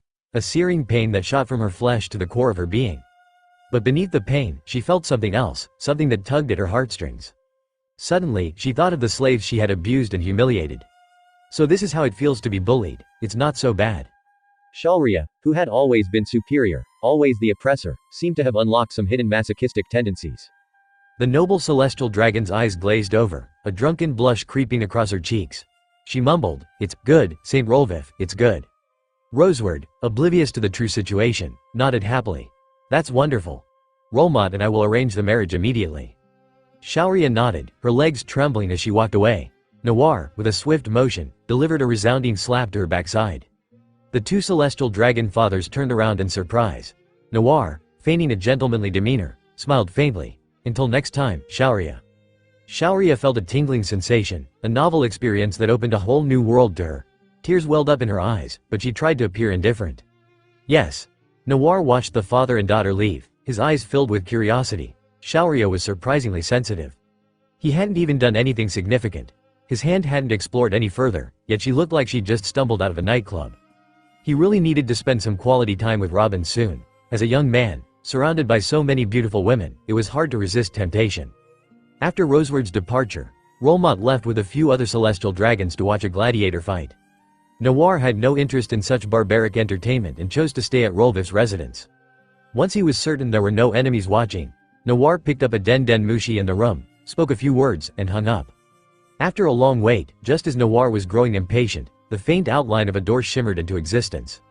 Even with the location provided, Bluno was still slow at creating long-distance air doors. The portal opened, and several figures stepped through. 140 Chapter 112 Enel, Bluno, Lucci, and Wiper stepped out of the air door. If there were background music, these guys' badass entrance would be flooding the screen with comments. As soon as they emerged, the air door behind them violently distorted and vanished. Bluno, exhausted, collapsed to the ground, his tongue lolling out. Noir, a smile playing on his lips, looked at Enel. Your injuries healed that quickly? Enel lifted his chin, his usual conceit returning. I am God, after all. Such minor wounds are nothing to me. Though his tone was as haughty as ever, Noir sensed a change. He used his system's observation skill on Enel and saw what he'd been hoping for. Enel's negative red talent, arrogant false god, had dropped 2 levels, becoming a blue talent. So that's what it means for a talent to disappear. Getting pummeled by Kizaru must have dealt a blow to his conceit, causing the talent to downgrade. If he's dealt another blow, it might become white quality, and one more after that, it should be gone completely. Kizaru is a true bro. He really commits to the act when he's supposed to be playing weak.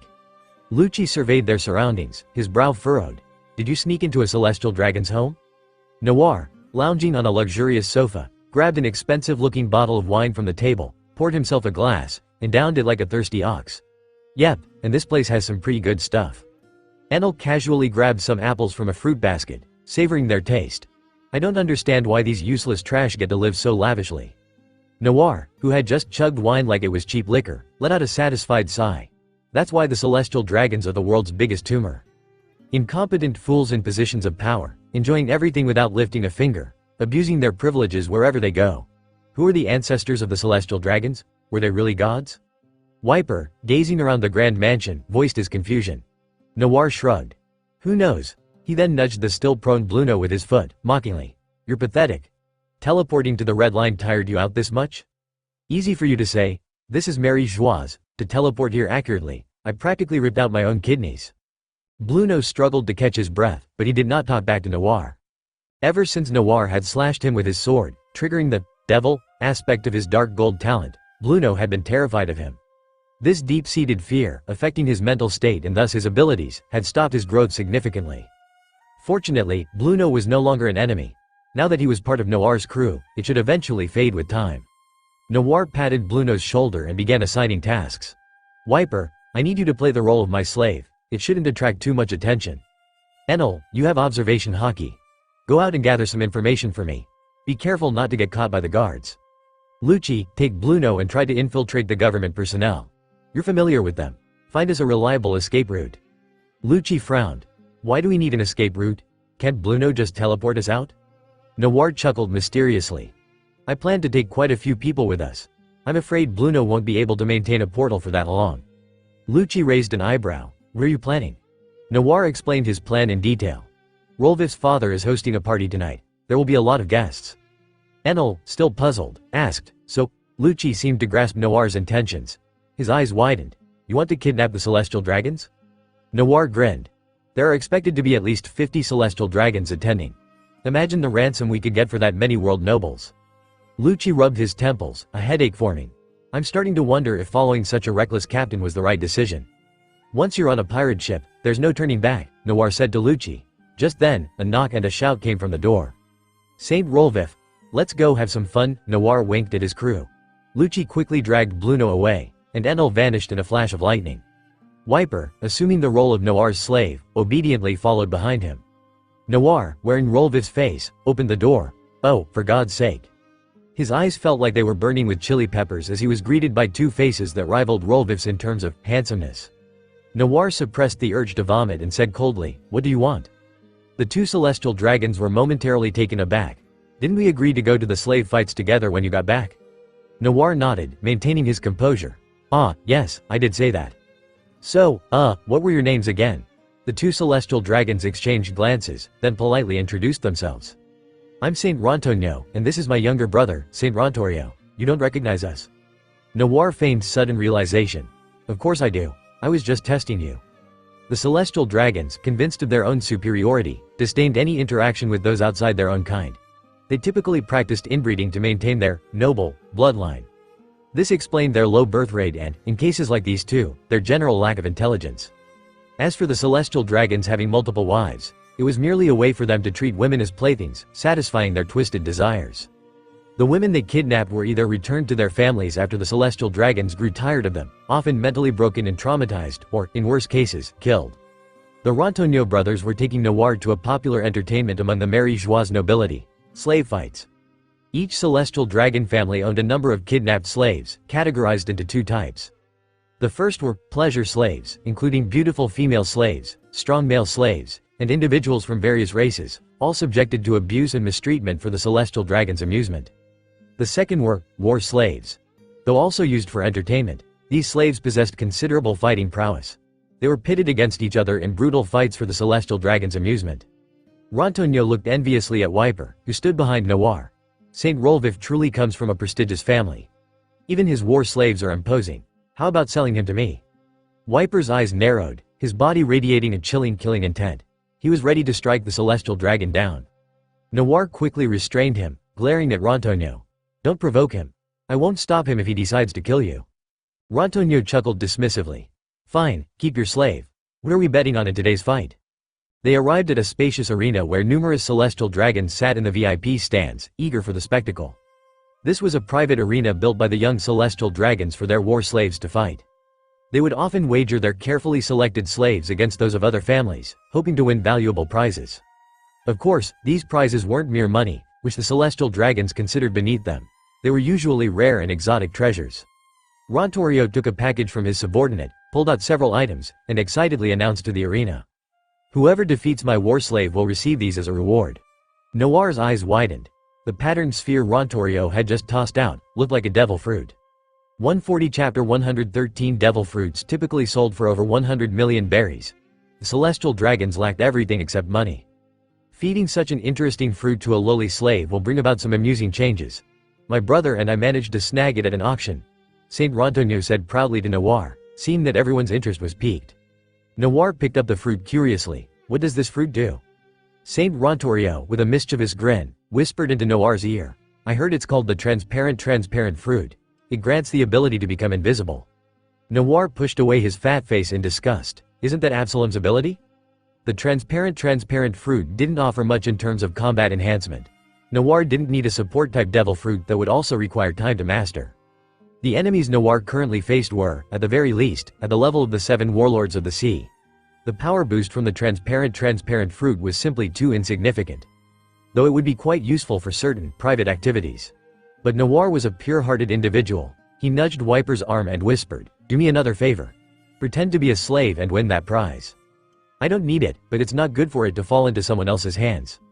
Wiper stared at Noir, speechless. Didn't we agree that I would just pretend to be a slave? The great warrior god Wiper would never attack these injured slaves in such a degrading competition. It would be a disgrace to my name and honor. By the way, I also found a treasure at the auction. I heard it's from a mysterious ruin on an ancient sky island. It's called the Super Dial, Rantonio added. Noir's eyes lit up at those words. He turned to tell Wiper, only to find that he was gone. Wiper stood proudly in the arena below, his voice booming with excitement. Come on, whoever you are, the warrior god will show no mercy. Noir gaped at Wiper, dumbfounded. Is this guy really that pragmatic? You're a warrior god, not a warrior god of bargains. The celestial dragons were caught off guard by Wiper's sudden appearance. He's as fast as the lunch bell, but seeing that Wiper was Saint Rolvif's slave, they became excited. As expected of someone from a prestigious family, even his slaves looked so strong. Go on, you beast. Defeat that guy, and I'll reward you with a few bowls of rice. Useless animal. Charge and kill him. The celestial dragon's bestial nature surfaced, their inherent cruelty and bloodlust unleashed as they hurled insults at the slaves around them. Noir's expression grew somber as he witnessed the frenzy in the arena. These celestial dragons, adorned in expensive clothes and jewelry, feasted on delicacies every day.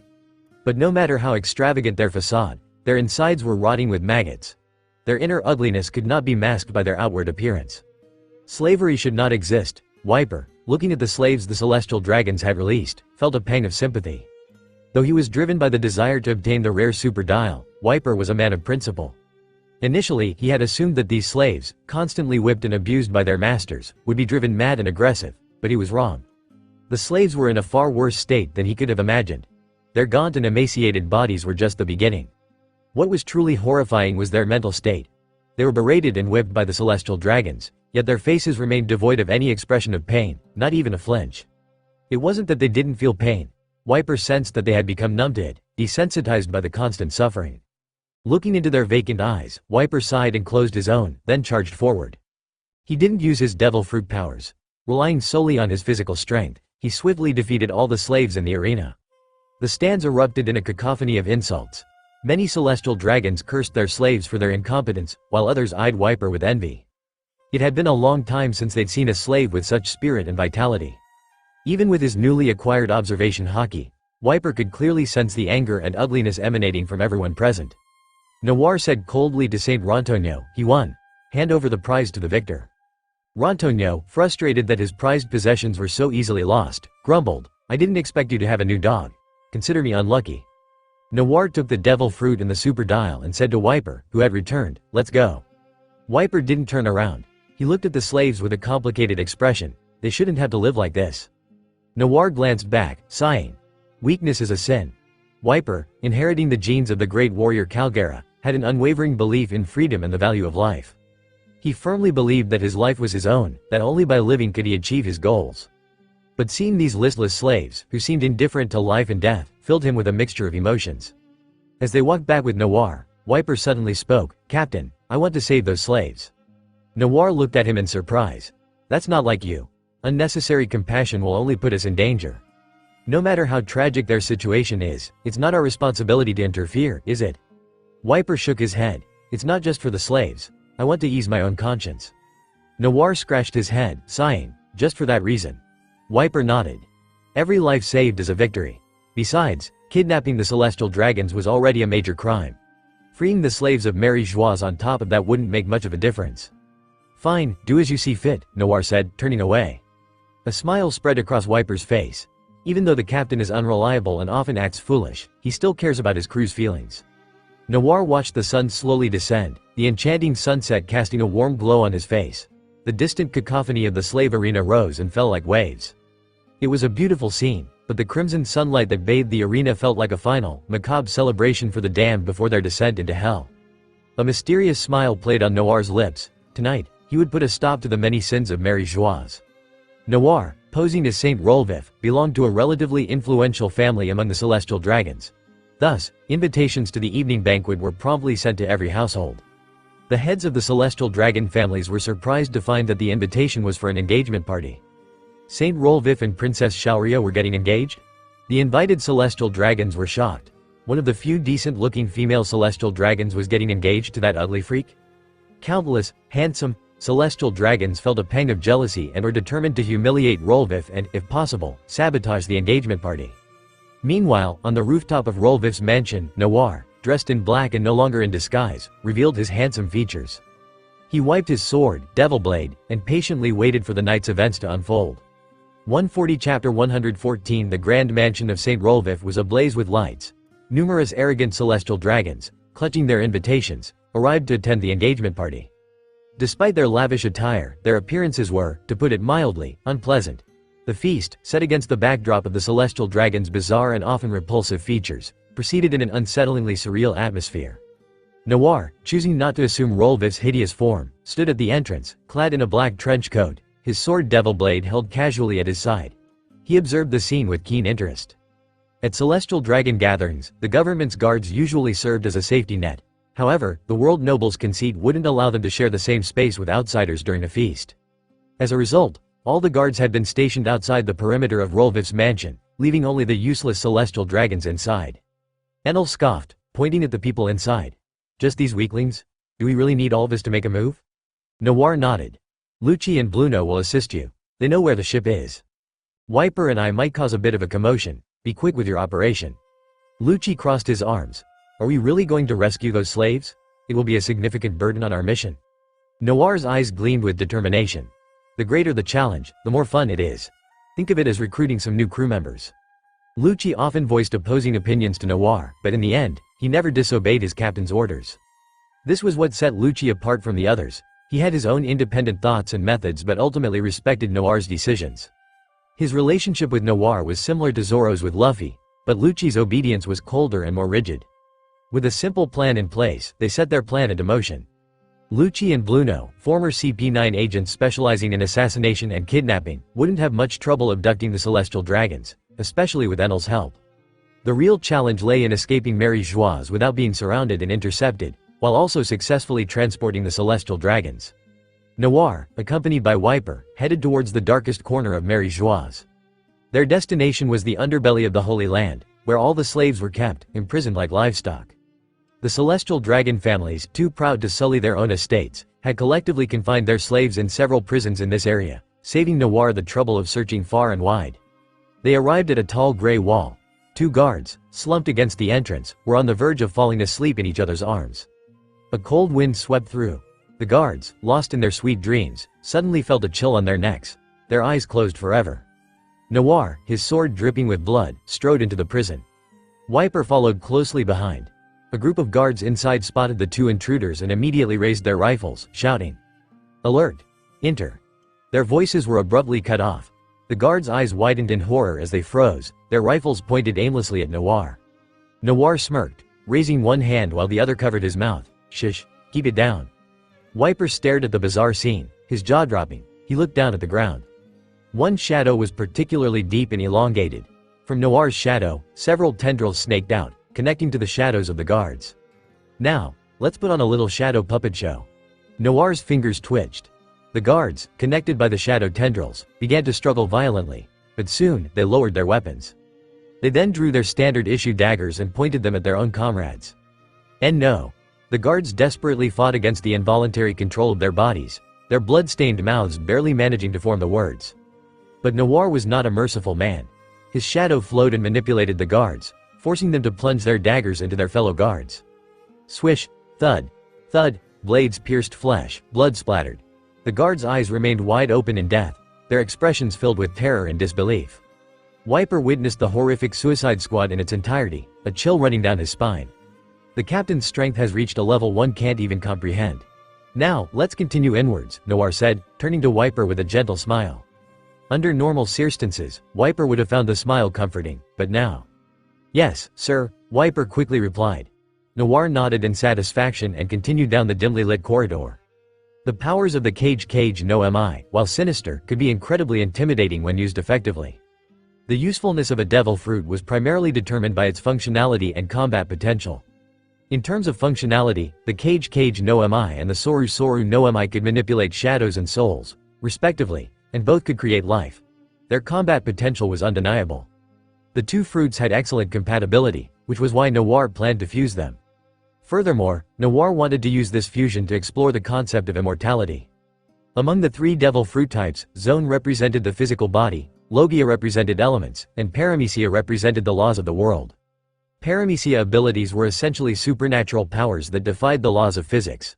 They allowed the user to create new rules and principles within their own sphere of influence, essentially saying, "My rules are the rules." Both the cage nami and the soru nami possessed the ability to create and take life. Combining them with research on the yomi nami might actually achieve true immortality. Of course, Noir was still young. He had plenty of time to plan for that. His current priority was rescuing these slaves and then luring the Marines to provide support. Kizaru's Pika nami represented light. Among the Logia types, there were few elements that could counter it. Like Kizaru himself, it was a carefree and elusive element. What about the Yami Nomi's darkness? It could counter light, right? But that thing counters everything. A thought suddenly struck Noir. If light and darkness were fused, what kind of element would his system create? His mind raced with possibilities. Noir shook his head, bringing his thoughts back to the present, and entered the prison with Wiper. The dark and damp prison was eerily silent, unlike the usual cacophony of a prison holding criminals. Countless slaves were locked in sturdy cages lining the corridors. They huddled in the corners, their eyes devoid of light, seemingly unaware of Noir's approaching footsteps. They lay on the ground, silent and unresponsive. The slaves didn't care who was coming. No matter who it was, some slaves would be dragged out and tortured. In this life of unending suffering, death had become a merciful release. But today, true mercy had finally arrived. "Hello there." A simple greeting, yet it was like a pebble dropped into a stagnant pond that had been undisturbed for centuries. A few slaves, those who still had some strength left, looked up. Their bloodshot eyes met the figures of 2 men. The man in the lead held a blood-stained sword, and his smile was incredibly gentle. At that moment, all the slaves in the prison struggled to lift their heads. their gazes fixed on the young man who exuded an aura of warmth, mystery, and immense power. Their minds flashed back to the great fire of Mary Joieuse years ago. It was a dream for all slaves, a dream they dared not even imagine. But now, they heard this man whisper. "If you don't mind, I'd like to cause some chaos with you, and then take you to the vast open sea." Shattered hearts were illuminated by a beacon of hope. Crushed spirits and extinguished wills reignited. The slaves fought back tears, their eyes fixed on this man who seemed like a radiant sun. They choked back sobs and roared in unison. Yes. 140 Chapter 115 Under the watchful eyes of all the slaves, Noir slowly raised his long, dark blade. A flash of inky light swept down, severing the thick iron chains of the prison cell with a clean slice. The heavy iron door creaked open, and the reality of their rescue finally sank in for the slaves. Someone had come to save them. Bang! The slaves, still in disbelief, pushed open the door, stepping out of their living hell. Men and women, old and young, tall and short, of every race imaginable, supported and embraced each other as they emerged from their cells. "Are we truly free?" A young woman, her body covered in bruises, whispered the question, her hand covering her mouth as tears welled up in her eyes. Her trembling voice reached everyone's ears. When they saw Noir's gentle smile, they finally broke down, sobbing and crying out with joy, "We're free." After years, even decades of enslavement, they had abandoned all hope. Now, freedom had finally come. They embraced, regardless of race or gender, shedding tears of relief and releasing the pent-up emotions they had endured for so long. Imprisoned for countless days and nights, they had lost their families and friends, lost everything, even their dignity as human beings. To each other, they had become family. An elderly marlin fish man, his spirit still unbroken despite his age, hobbled forward on a wooden cane and dropped to his knees before Noir. Tears streamed down his face as he cried out, "Savior, thank you." The others, who had been weeping individually, seemed to receive a signal from the old man's cry. They fell to their knees in unison, echoing his words. "Thank you, Savior." Wiper, witnessing the mass of kneeling figures, felt the knot in his heart loosen. Noir, leaning on his sword, roared impatiently, "Get up." The freed slaves flinched, but Noir's voice continued, "I didn't save you so you could continue acting like slaves. No more kneeling. Escape first." The slaves gazed at Noir with gratitude, but they remained on their knees, only shifting to a half-kneeling position, their heads bowed stubbornly. To them, this was the only way they knew how to express their immense gratitude. The elderly fish man became their spokesperson, his head still bowed. "We will obey, Savior, but please forgive us. We must express our heartfelt thanks." Noir, realizing he couldn't change their minds, smiled wryly and relented. There was no point in trying to impose his world's customs on them, where kneeling was reserved for heaven, earth, and parents. Fortunately, the freed slaves weren't as unruly as Noir had feared. They all regarded him as a savior sent from heaven. This only highlighted the extent of the mental and physical trauma the celestial dragons had inflicted upon them. The slightest glimmer of hope was enough to make them cling to it with all their might, overflowing with gratitude for the one who had brought them that light. Once Noir had managed to get the slaves to stand, he began issuing instructions. "We had to hurry. We need to rescue as many of your fellow slaves as possible. Can you still fight?" Among the slaves were former pirates and guards. They quickly armed themselves with whatever they could find, wooden sticks, debris, the very tools that had been used to torture them.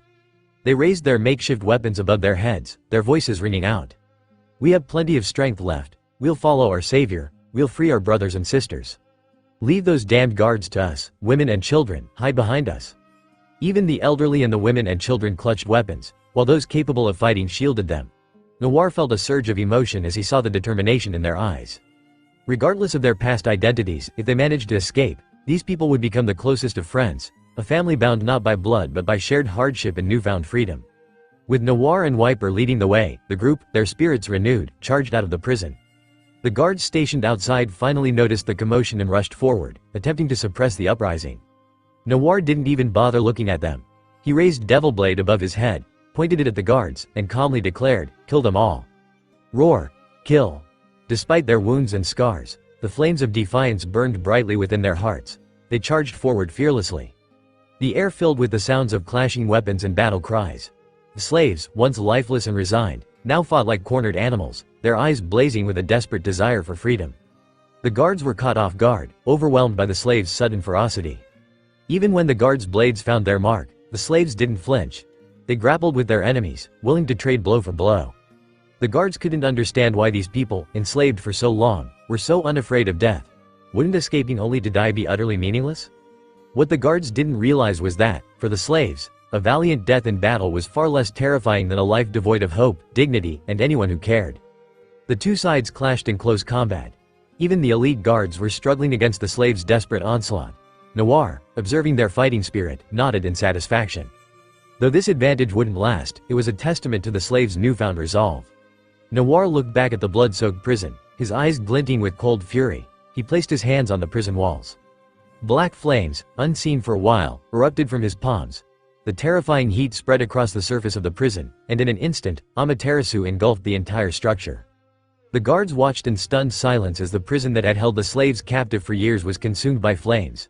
The liberated slaves erupted in cheers. Orange-red flames danced in the air. Noir quickly ignited several torches and tossed them to the slaves. Finish them quickly. Once you've rescued your comrades, burn these damned prisons to the ground. Noir's words resonated deeply with the slaves. Their fighting spirit intensified, and they roared in unison, "Yes, Savior."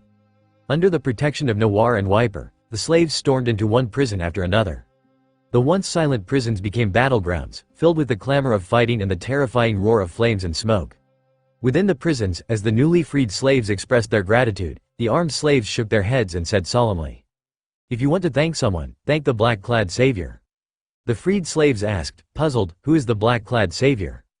The armed slaves grinned, their eyes filled with admiration and fanaticism. "He is the one who saved us all." And so, as one prison after another fell, a shared faith ignited within the hearts of all the slaves, a faith in the powerful savior clad in black, wielding a black blade and wielding black flames. That man was the light of all their people. 140 Chapter 116. At Marine Headquarters, Marineford, Fleet Admiral Sengoku sat in his office, his hair nearly completely white with worry. The heavenly tribute, the offering from the world government's member nations to the celestial dragons, had been stolen. And lurking behind the incident was the shadow of the Revolutionary Army, which deepened Sengoku's concern. The Revolutionary Army, the only organization in the world openly opposing the world government, was a thorn in the side of both the Marines and the government. Its leader, Monkey D. Dragon, was considered the most dangerous individual to the government. The government feared him not solely for his strength, nor for the strength of the Revolutionary Army itself. The true danger lay in the ideology Dragon spread. No matter how powerful an individual or organization was, the world government, as the ruling power, had ways to deal with them. This was why the Revolutionary Army could only operate in the shadows, employing guerrilla tactics.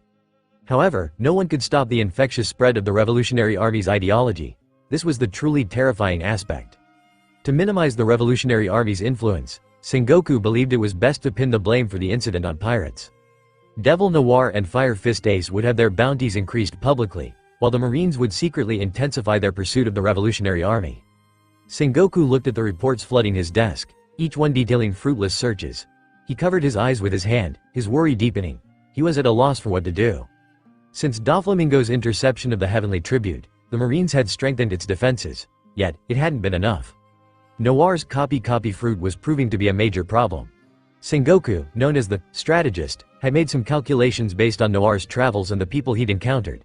He concluded that Noir must have copied the powers of the clone fruit. This made the situation even more complicated. With the ability to copy and mimic, Noir could become practically anyone. Snore, snore, the sound of snoring echoed through the office. Sengoku's gaze shifted to Garp, who was sprawled on the office sofa, fast asleep and snoring loudly. A sudden chill caused Garp's snot bubble to burst. He yawned, his eyes fluttering open. Garp, jolted back to reality, saw Sengoku's livid face and greeted him with a carefree grin. "Yo. Yo, my ass. You're supposed to be working, not slacking off in my office," Sengoku roared, pointing at Garp's nose. Garp chuckled but remained silent.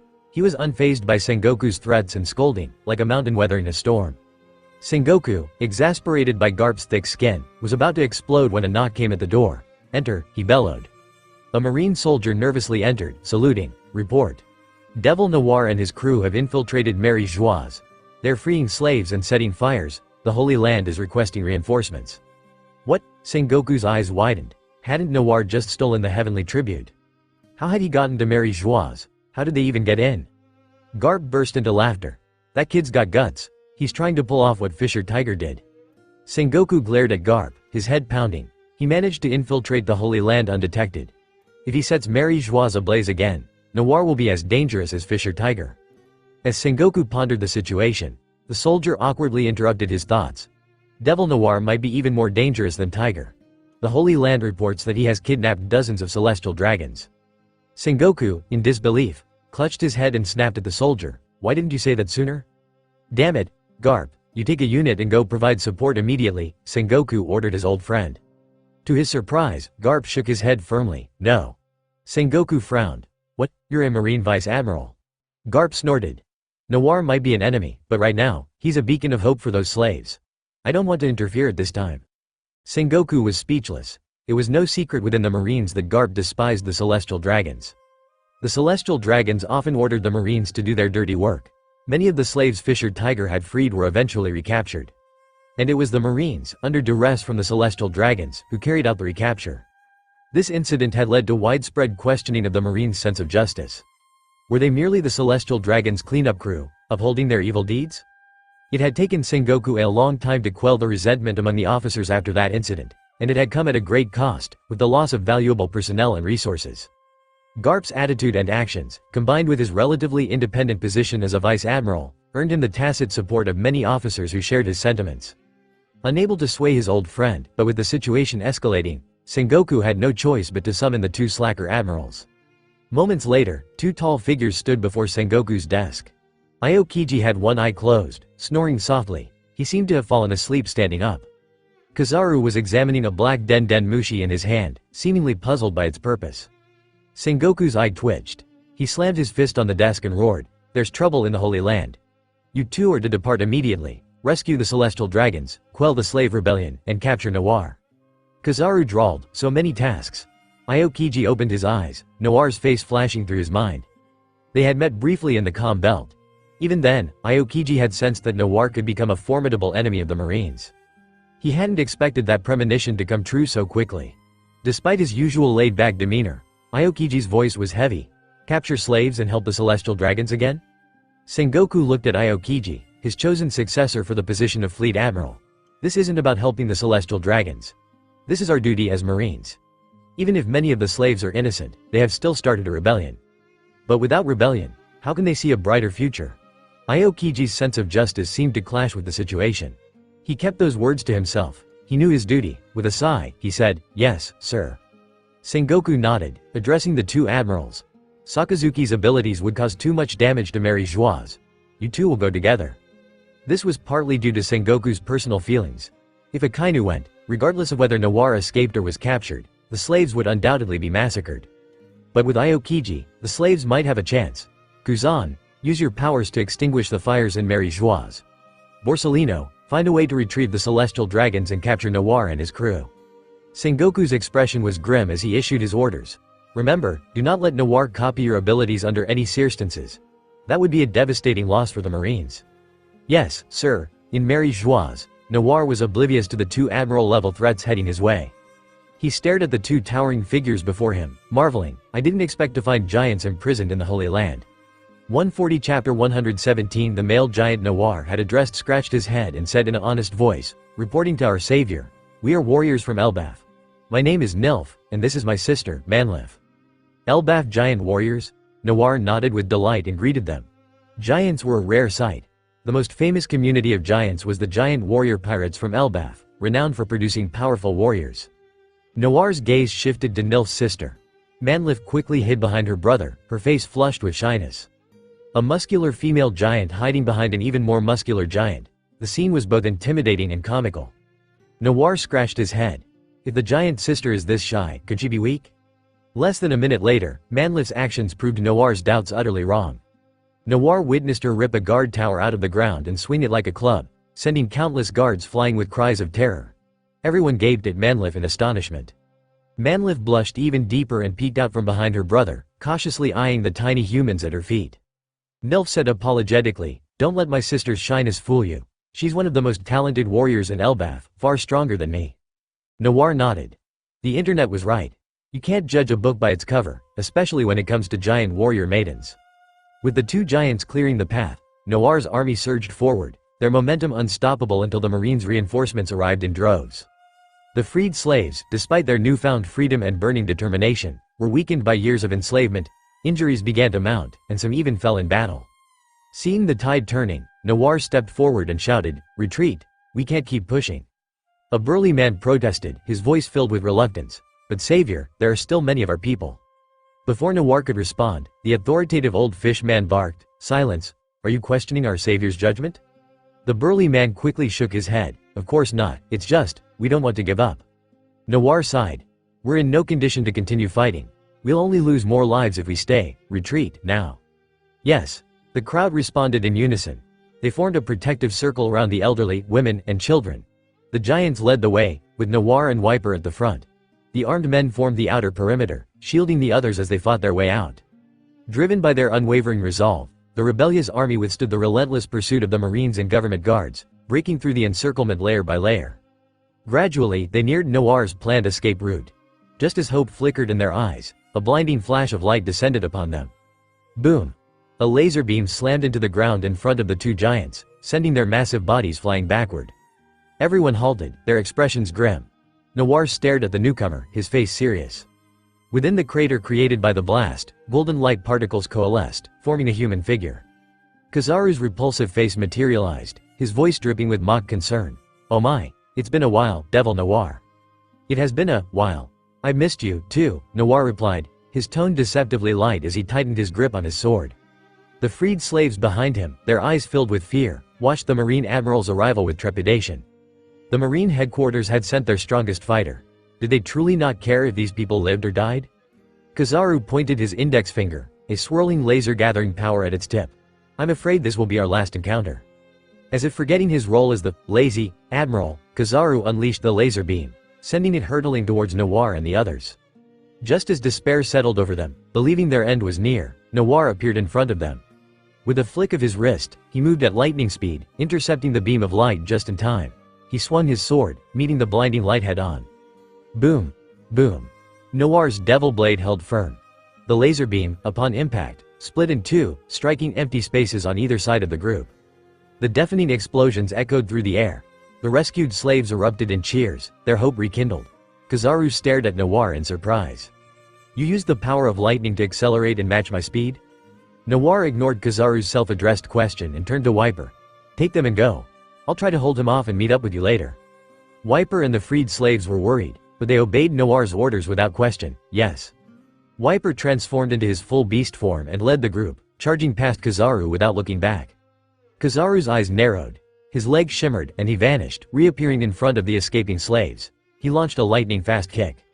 Noir, his body transformed into a bolt of lightning, barely matched Kizaru's speed, raising his sword to block the kick. Seizing the opportunity, Wiper and the others broke through the encirclement. Kizaru watched them go with an indifferent shrug. "Oh well. It won't be difficult to catch up with them once Devil Noir is dead." Noir scoffed. "We'll see who ends up dead." Kizaru fell silent. He brought his hands together, and with a blinding flash, his Ama no Murakumo sword materialized. Devil Blade and the light sword clashed in a flurry of sparks, illuminating the battlefield. Kizaru's form flickered, his sword striking at Noir's vital points from all angles. Noir's lightning form allowed him to keep up with Kizaru's speed, but he couldn't maintain such high-speed movement for extended periods, not like Kizaru, who specialized in speed. But Noir had more than one ability up his sleeve. Kizaru struck Noir again, sending him hurtling towards the ground. Noir's body vanished into the earth. Kizaru stopped, his eyebrows furrowed in surprise. What ability did he copy this time? Unsure of Noir's capabilities, Kizaru stood cautiously, his observation haki scanning the surroundings for any changes. Suddenly, the shadow beneath his feet rippled. A hand emerged from the darkness. Kizaru leapt into the air, startled. The owner of the hand sprang out of the shadow. A sly grin spread across Noir's face. Having failed to touch Kizaru, he unleashed a flying slash with Devil Blade. Kizaru transformed into light and dodged just in time, but the sharp sword strike still managed to graze his yellow suit, severing a piece of the fabric. Noir landed back on the ground. Kizaru's expression turned serious. "Did you copy Moria's cage no mi, shadow fruit?" Though phrased as a question, Kizaru's tone held a note of certainty. Noir didn't answer. Instead, he smiled.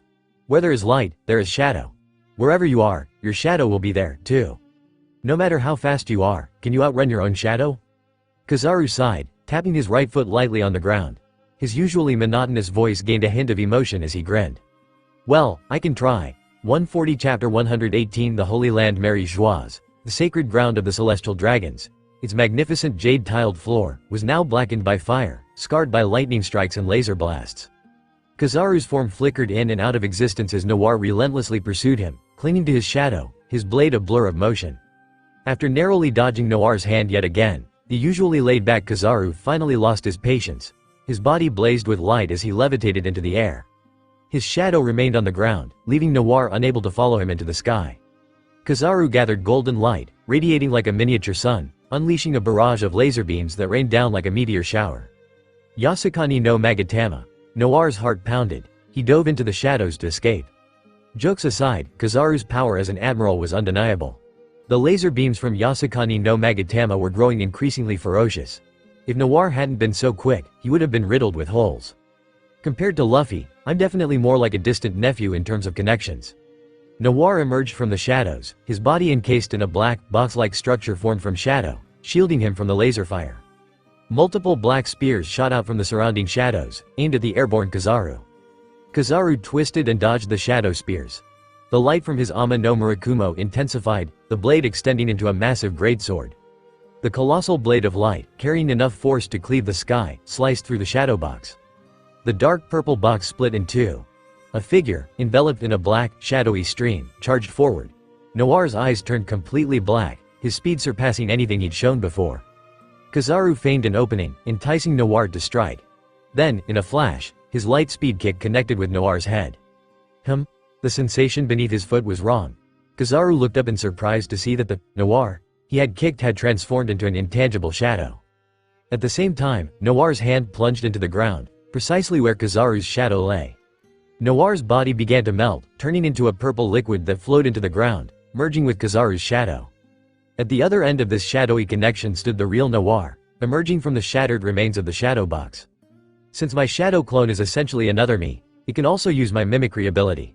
This is quite a useful technique for combat. Noir pondered the practicality of the move as he charged towards Kizaru once more. He knew that restraining the light man through his shadow would only be a temporary measure. Seeing Noir's relentless assault, Kizaru transformed his entire body into light, escaping the shadow's grasp.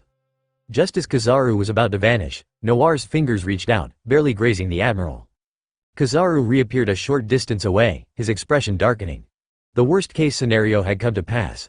Noir, his hand now on Kizaru, quickly opened his system and copied the golden quality Pika Pika no Mi. Noir straightened up, his gaze fixed on Kizaru. He couldn't contain his triumphant grin any longer. I'm laughing victoriously, oh so victoriously. Kizaru had been toying with him, relying on his superior speed. Now, Noir would show him what it felt like to be outmaneuvered by his own power. Kizaru's flamboyant features hardened. He and Noir simultaneously activated their logia intangibility. The already devastated battlefield became even more chaotic. Two golden streaks of light clashed repeatedly, punches, kicks, and sword strikes colliding with explosive force. Speed truly was power, and the earth-shattering booms echoed throughout Mary's joies. Their speed escalated beyond the limits of normal vision. Only their observation haki, sensing each other's intent, guided their attacks. Radiant light rippled through the air. Noir pressed his hand to the ground, and the shadows of nearby buildings began to flow towards him. Amplified by his newfound light powers, these shadows, manipulated by Noir, swelled into massive waves, crashing down on Kizaru. Kizaru, caught off guard by this sudden shift in tactics, was momentarily trapped by the surging shadow tide. Noir's eyes narrowed, his killing intent flaring. He used the shadows as cover, teleporting closer to Kizaru. If I can kill him, the complete Pika Pika no Mi will be mine. Earth tremors and lightning strikes erupted as the shadow wave engulfed a large portion of the battlefield. Kizaru, growing increasingly frustrated by Noir's constantly shifting abilities, felt a chill as he sensed the killing intent directed at him. My power has been copied. My advantage in a one-on-one fight is gone. I have to retreat. His light form rapidly navigated through the onslaught of elements, his laser beams twisting and turning as he escaped in a specific direction. Seeing Kizaru fleeing, Noir, his body shimmering with light, was about to give chase, but he suddenly stopped. He lightly touched his face, and his height and appearance shifted, transforming into a tall, lanky man with a creepy grin. Noir mimicked Kizaru's habit of stroking his chin, a mischievous glint in his eye, before launching himself forward in a flash of light. Meanwhile, Aokiji, the other admiral tasked with rescuing the celestial dragons, encountered resistance. Lucci, Enel, and the others had commandeered a marine ship, taking dozens of celestial dragons hostage. Though they were atop the red line, Wiper, with his ancient zone-flying ability, along with the flight-capable Noir and Enel, could easily transport several ships. But when Lucci saw the army of slaves Wiper had brought back, he was dumbfounded. What is the captain doing? Rescuing this many slaves? Was that the small matter he had mentioned? Nearly 2,000 freed slaves were now gathered at the edge of the Holy Land. They had managed to hijack a few more marine ships to serve as their escape vessels. But to Lucci's dismay, Admiral Aokiji and his forces were closing in. Aokiji unleashed a wave of icy air. In an instant, the hulls of the ships carrying the slaves were frozen solid. The bone-chilling cold mirrored the despair that threatened to engulf the slaves. But they had come so far, freedom was within reach. There was no turning back now. Just as everyone stood frozen, unsure of what to do, a massive figure leapt from the red line without hesitation. The giant, Nilf, his fists the size of boulders, roared with tears in his eyes, "Break the ice. Follow our savior back to the sea." Inspired by the giant's unwavering determination, the slaves, even the weak and injured, found a renewed surge of strength. They followed Nilf, leaping from the red line one after another. With freedom so close, their resolve hardened. Ignoring the biting cold and sharp ice, they used their bare hands and bodies to smash and chip away at the frozen hulls. Lucci, witnessing these frail slaves carving a path to freedom with their own flesh and blood, was deeply moved. So faith truly is a powerful force. Blood stained the icy surface, but the slaves, as if possessed, continued their desperate efforts, their bodies bruised and bloodied. They rammed the ice with their shoulders, gnawed at it with their teeth, even slammed their heads against it. They encouraged each other, their defiant roars echoing through the air. "Break the ice. We're leaving this place. You marine dogs can't stop us. We promised our savior." Aokiji watched silently, his hand raised, cold air swirling around him. But he hesitated to unleash his freezing power, the power that could end their lives. The slaves poured out years of pent-up resentment, their voices rising in a unified cry for freedom. As their passionate chants continued, their minds grew hazy, but their voices merged into a single, powerful declaration. We want to go home, back to the sea, to live as free people." The surrounding Marines, witnessing this display of raw determination, couldn't help but feel a pang of sympathy. Some even lowered their waji. The highest-ranking officer present let out a long sigh. "I'm sorry," he murmured, "but I have a duty to fulfill." 140 Chapter 119 Aokiji's surroundings rapidly plummeted in temperature as the sound of ice freezing filled the air. A wave of cold air washed over everyone. Enel, aboard the ship, gritted his teeth and transformed into lightning, charging towards Aokiji. But his golden staff only shattered Aokiji's ice form, unable to stop the admiral's attack. Wiper and Lucci, relying on their newly acquired haki, barely managed to hold Aokiji back, but they were only delaying the inevitable ice engulfing them. The ice continued to spread, threatening to encase the entire warship. In the distance, the roar of something moving at light speed echoed. Aokiji's expression shifted as he cautiously watched two flashes of light approach. The light coalesced, revealing two figures. Two identical, creepy-looking men stood before them. One was Kizaru. The other was also Kizaru? Aokiji stared at his apparent duplicates, his voice laced with surprise. "Borsellino? Did he copy you?" Both Kizarus answered in unison, "It's me, Aokiji, he's impersonating me." Aokiji was dumbfounded. How was he supposed to tell them apart? One of the Kizarus spoke in his characteristically slow drawl, "You despicable pirate, you think Kuzan wouldn't recognize me just because you're pretending to be me?" The other, Kizaru, scoffed, his mouth twisting in a smirk. "Aren't you scared? Kuzan can tell us apart instantly. You're a fake." The Kizaru, on the left grinned. "Still pretending? Let's fight again, and Kuzan will see who's the real deal." The Kizaru, on the right retorted, "Bring it on, let's see who's truly the fastest." Two flashes of light clashed in the air, leaving everyone below speechless. Their shouts and taunts echoed through the sky. The sound of two monkeys screeching on both banks of a river. The pressure was now on Aokiji, the spectator. Kuzan scratched his head, his eyes darting between the two figures, a headache building. "You guys are giving me too much credit, I really can't tell." Kuzan, looking at Enel and the others blocking his path, had an idea. He shouted, "Whoever's the real one, hurry up and take care of Noir's crew." The two flashing lasers, without hesitation, shot towards Wiper and Enel on the ground. With identical movements, both executed a light speed kick. Wiper and Enel were sent flying, their bodies contorted from the impact. Kuzan was at a loss. Was Noir willing to attack his own crewmates? Enel, covered in dust and debris, crawled out from the wreckage, clutching his head and spitting out a mouthful of blood. Though he had no proof, he couldn't shake the feeling that he'd just been betrayed by his own captain. "The one who kicked me to near death was definitely that bastard Noir." The Kizaru looked at Enel, blinking innocently, a faint smile playing on his lips. "You think he wouldn't dare attack his own crew to test your perception? Think again. Let me tell you, when Noir is bored on the ship, he likes to beat up Enel for fun." Unable to distinguish between the two, monkey, Kuzan decided to abandon that approach for now. He focused his attention on the massive warship, unleashing a wave of freezing air. A gleam of excitement flashed in Noir's eyes. This was his chance. The moment Kuzan activated his devil fruit power, Noir seized the opportunity, swiftly transforming into light and closing the distance between himself and Aokiji. The real Kizaru, anticipating this move, flashed forward to protect Aokiji. Kizaru's golden light leg slammed into Noir's shoulder, but Noir didn't falter. He endured the impact and crashed into Aokiji. Successfully copied the golden talent, Devil's Host, Ice Fruit, replace. Noir wiped the blood from the corner of his mouth, a triumphant smile spreading across his face. To Kizaru and Aokiji, that smile looked like the grin of a devil. Alarm bells went off in Aokiji's head. He glared at Noir, realizing his momentary lapse in judgment had allowed Noir to make contact. Two admirals working together could hold their own against even a Yonko for several rounds. But if they couldn't even touch their opponent, defeating a warlord-level pirate like Noir was an impossible task. Physical contact was inevitable in a fight, and Noir's unbeatable copy fruit gave him a significant advantage. Now, he even had the Pika no Mi at his disposal. Who on the seas could he not touch and copy? Noir stored the Guro no Mi information in his system, straightening up with renewed confidence, his appearance reverting to normal. His lower legs shimmered with light, his feet treading on a wave of shadows. His arms were encased in ice armor. Noir cracked his neck and grinned. Round 2. The marine soldiers, seeing Noir's true form, raised their rifles and unleashed a volley of bullets. Noir flicked his wrist and an ice wall erupted from the ground, deflecting the hail of lead. Thousands of marines fired their weapons, but they couldn't penetrate Noir's defenses. Finally, someone remembered Noir's power. Devil Noir, the wielder of the copy fruit. He commanded the user of the Guro no Mi, said to be the strongest logia and a rare ancient zone user. And the latest intel revealed that the entire CP9, the former government's intelligence agency, had joined Noir's crew. This pirate was a devil fruit user's nightmare, and now, he'd copied an admiral's power. Only Akainu remained. The marine was on the verge of losing all its top-tier fighting power. Aokiji and Kizaru abandoned any thoughts of holding back. They launched a joint assault on Noir.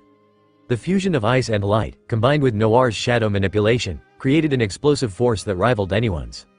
However, using so many abilities simultaneously drained his stamina rapidly. Noir couldn't maintain this for long. If only he had Kaido's incredible stamina, like Law, who possessed the power of the Ope no Mi but lacked the physical endurance to utilize it fully. Noir's stamina was his limiting factor. Noir summoned Amaterasu flames, engulfing Devil Blade, and swung the black-bladed sword at Aokiji. Kizaru's light couldn't be countered by any element, but Aokiji's ice was a different story. The intense heat of Amaterasu washed over Aokiji. The chill-prone admiral instinctively flinched, taking several steps back from the searing temperature. He'd never felt such heat, not even during his battles with Akainu. What kind of power is this? Noir pressed his advantage, his Amaterasu wreathed blade radiating a terrifying aura as he relentlessly attacked Aokiji. Aokiji, suppressed by the heat of Amaterasu, could barely create ice that wouldn't instantly melt. He was forced to retreat. Fortunately, Kizaru arrived in time, wielding his Ama no Murakumo to engage Noir in a sword fight. Aokiji provided support, launching ice spikes to disrupt Noir's attacks. The admirals, with their vast experience, quickly turned the tide of the battle. Noir was once again on the defensive. Just as Noir's stamina began to wane, a deafening cheer erupted from behind him. "We did it! We broke through the ice." 140 Chapter 120. Hearing the voice behind him, Noir finally breathed a sigh of relief. Black flames swept across the countless ice swords that had erupted from the ground, melting them instantly. Using Kuzan as a breakthrough point, Noir charged through the two admirals' encirclement, his sword blazing. "Push the ship off the red line, I'll handle this." The two giants roared in acknowledgement.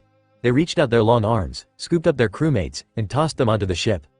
Then, with a mighty heave, they shoved the ship, along with several marine vessels, off the edge of the red line. Kizaru paused, stunned. Were they trying to commit suicide?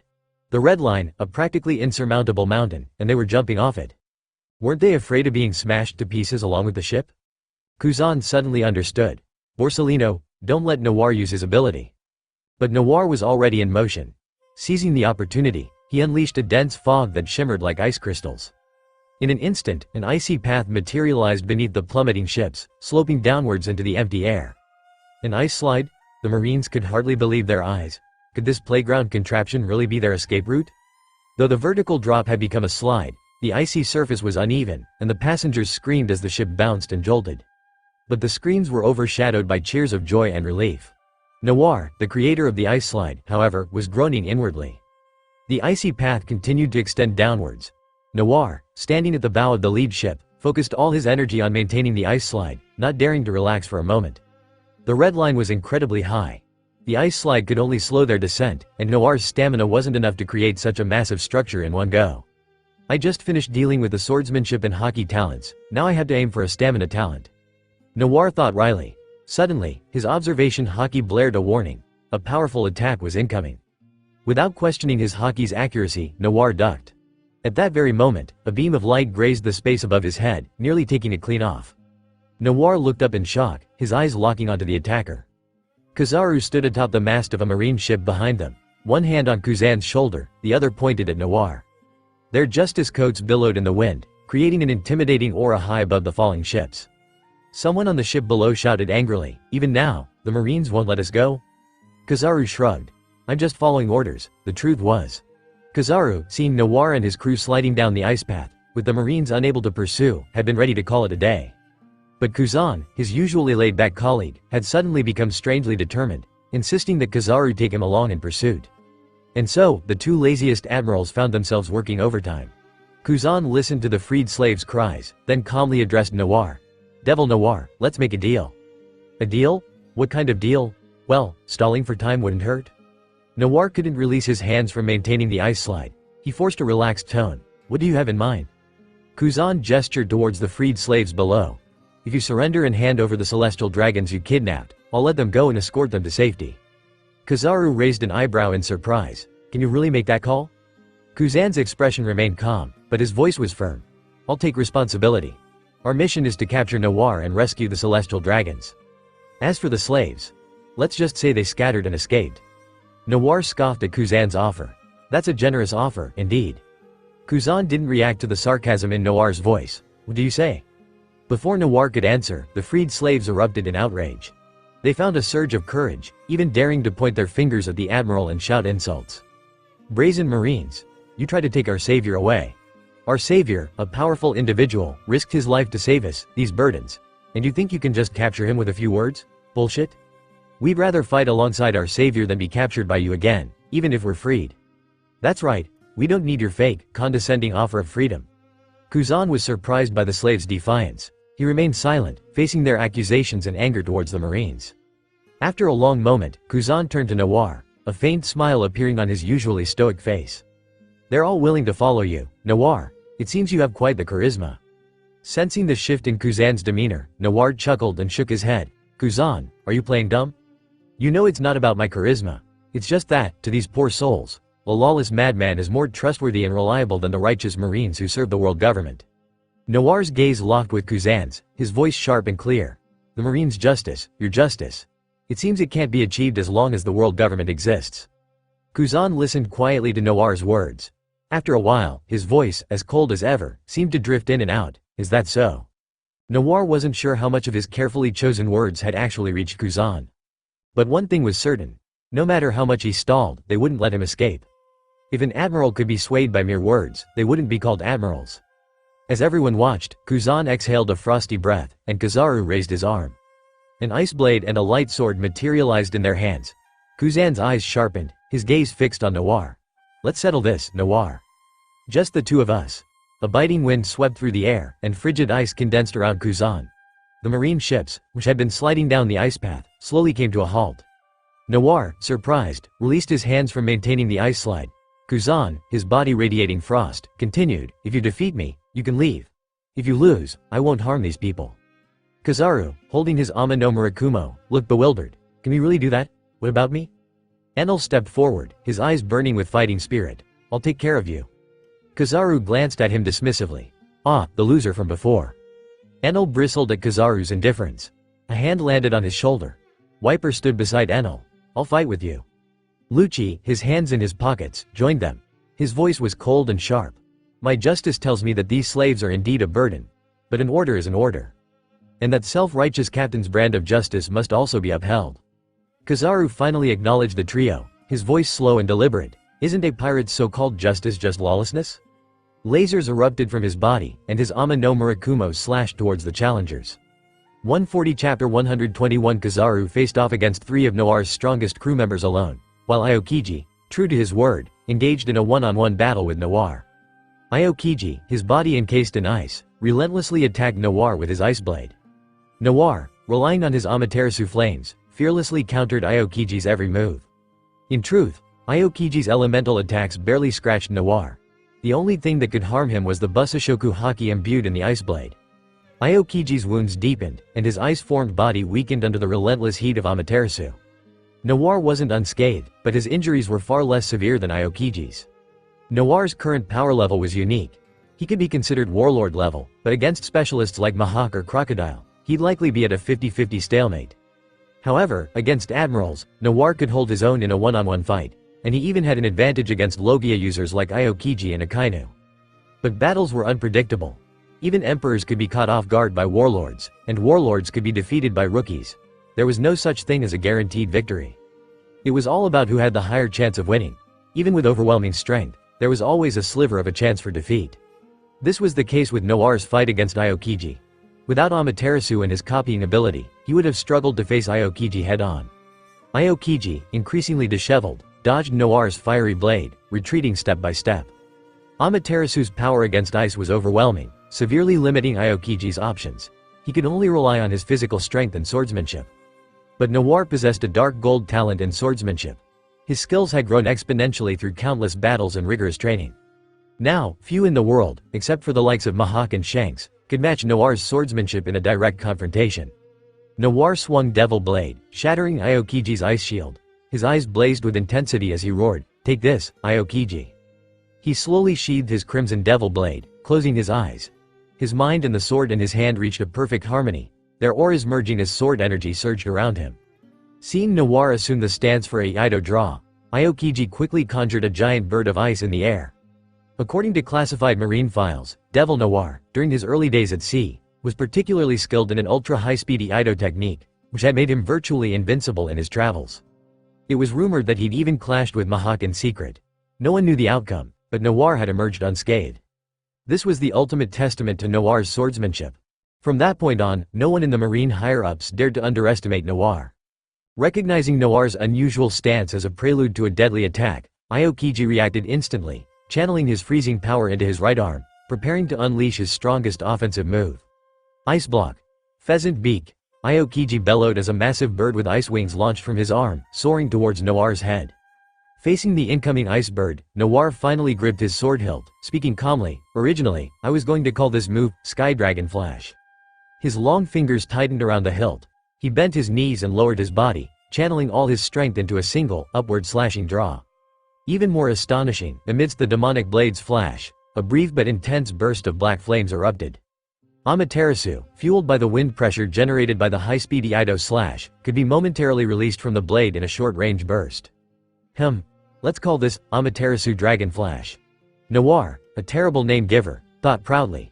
The incoming ice bird was cleanly bisected by the fiery slash, but the attack's momentum remained undiminished. Faced with mortal danger, Aokiji's years of battle experience kicked in. He instantly transformed into ice, attempting to evade the attack through his logia intangibility. But Aokiji's speed was no match for Kizaru's. Despite his swift reaction, a touch of black flame grazed his leg. Aokiji's normally stoic face contorted in pain, beads of sweat forming on his forehead. The scorching Amaterasu flames rapidly spread across his lower leg. Aokiji, his knee buckling, collapsed to the ground in agony. Seeing Aokiji hit by Amaterasu, Noir instantly closed the distance, ready to follow up with a combo attack. Though he admired Aokiji and was grateful that the admiral hadn't taken advantage of his previous vulnerability, Aokiji was still an enemy. They stood on opposite sides. Both had their duties to fulfill. No matter who held the upper hand, they had to be ruthless. Aokiji gasped for breath, the flames on his legs searing his flesh. He watched helplessly as Noir's blade descended. But even a weakened admiral was a formidable opponent. Despite his devil fruit being countered, Aokiji's ice powers remained potent. A wave of frost swept outwards, coating the deck in a chilling layer of blue and white. In the blink of an eye, Aokiji's ice froze Noir, who had been moving at near light speed. Even with Amaterasu's protection, Noir was trapped in the ice for a few precious seconds. But he quickly broke free, melting the ice around him. Those few seconds were all Aokiji needed to retreat to safety. Aokiji struggled to his feet, his expression grim as he watched the black flames spread uncontrollably. For some reason, these black flames weren't just incredibly hot, they were also inextinguishable. Neither ice nor water could put them out. Relying on his physical resilience and the minimal protection offered by his ice powers, Aokiji could still move his right leg. But it was only a matter of time before the flames climbed up his leg and engulfed his entire body, spelling his doom. Amaterasu could be blocked by Busashoku Haki, but even Aokiji wouldn't have imagined the existence of flames that couldn't be extinguished. Trapped between a rock and a hard place, Aokiji raised his ice blade and, with a resolute expression, sliced through his own leg. Noir watched in stunned silence as Aokiji severed his burning left leg, the limb falling to the deck. Aokiji's decisiveness was beyond anything Noir had anticipated. Was this truly the same laid-back admiral? Severing a limb to survive was a method anyone could think of, but few dared to attempt it. It required immense willpower. If Noir had to cut off his own leg, even to save his life, he'd need some serious time to consider it. Cold air emanated from the severed part of Aokiji's leg. Solid ice formed, quickly replacing the missing limb. Aokiji gently lowered his new ice leg, his face pale but calm. Impressive ability. But I found a way to deal with it. Noir was taken aback. What way? Amaterasu burned hotter than magma, making it a natural counter to both the ice fruit and the magma fruit. What could Aokiji possibly do? Noir charged again, his body ablaze with black flames, the tip of his black blade aimed at Aokiji's heart. But at that moment, a flash of light appeared between them. The golden light forced Noir to halt his attack once more. Kizaru, having finally disengaged from his battle with the trio, casually placed a hand on Aokiji's shoulder, supporting him. Still want to fight? You know, you could have just blown up the ship to defeat Noir. 140 Chapter 122 Noir's expression went blank. Oh right, we blew up the ship. How are we supposed to get back? A ship could slide down an ice ramp and return to the sea, mainly because the ship was broken. If a person slid down an ice ramp into the sea, they might end up broken too. Aokiji struggled to keep himself upright, staring at Noir with a cryptic smile for a long time. The stare made Noir's hair stand on end. He wondered if Aokiji had some strange fetish. Fortunately, Aokiji spoke again after a while. Your speed won't be enough to catch him, and I'm injured. Let's just head back and report. Kizaru looked at him in surprise, as if seeing Aokiji in a new light. You're letting him go? Those who were kidnapped are celestial dragons. Aren't we supposed to capture him and hand him over to the government? Aokiji gave Kizaru an odd look, his voice muffled. Can you beat him? Kizaru's old face flushed. After a long silence, he begrudgingly admitted, if he hadn't copied my ability, taking him down wouldn't be a problem, but now. Aokiji turned away. Exactly. I'm injured. Even if we blew up the ship, do you think you can hold Noir back alone and rescue all the celestial dragons unharmed? Kizaru's comical eyes narrowed as he shook his head. Seems likely, perhaps, probably not. Noir clapped his hands and laughed. Uncle Kizaru is a man of self-awareness. Just then, the ice Aokiji had created to slow down the warship began to crack and break apart. Seizing the opportunity, Noir dashed forward, leaving a shimmering afterimage in his wake, his blade aimed at Kizaru, who was shielding Aokiji. Kizaru reacted instantly, pulling Aokiji out of the attack's path and flashing away from the warship. With the delay, the warship broke free from its icy restraints and began to plummet once more. Noir quickly resumed creating the ice ramp. Over 2,000 people, now free, cheered as they slid down the ice towards the sea. Despite the bumps and cracks along the way, tears of joy streamed down their faces. The vast ocean, the clear blue sky, they had missed this sight. They were finally going home, they were finally free from slavery. And they owed it all to their savior. All eyes turned towards Noir, filled with fervent admiration. Their spirits soaring, they showered him with praise and gratitude. The black-clad savior repelled 2 admirals single-handedly. I can go back to find my parents, I wonder if they're still alive.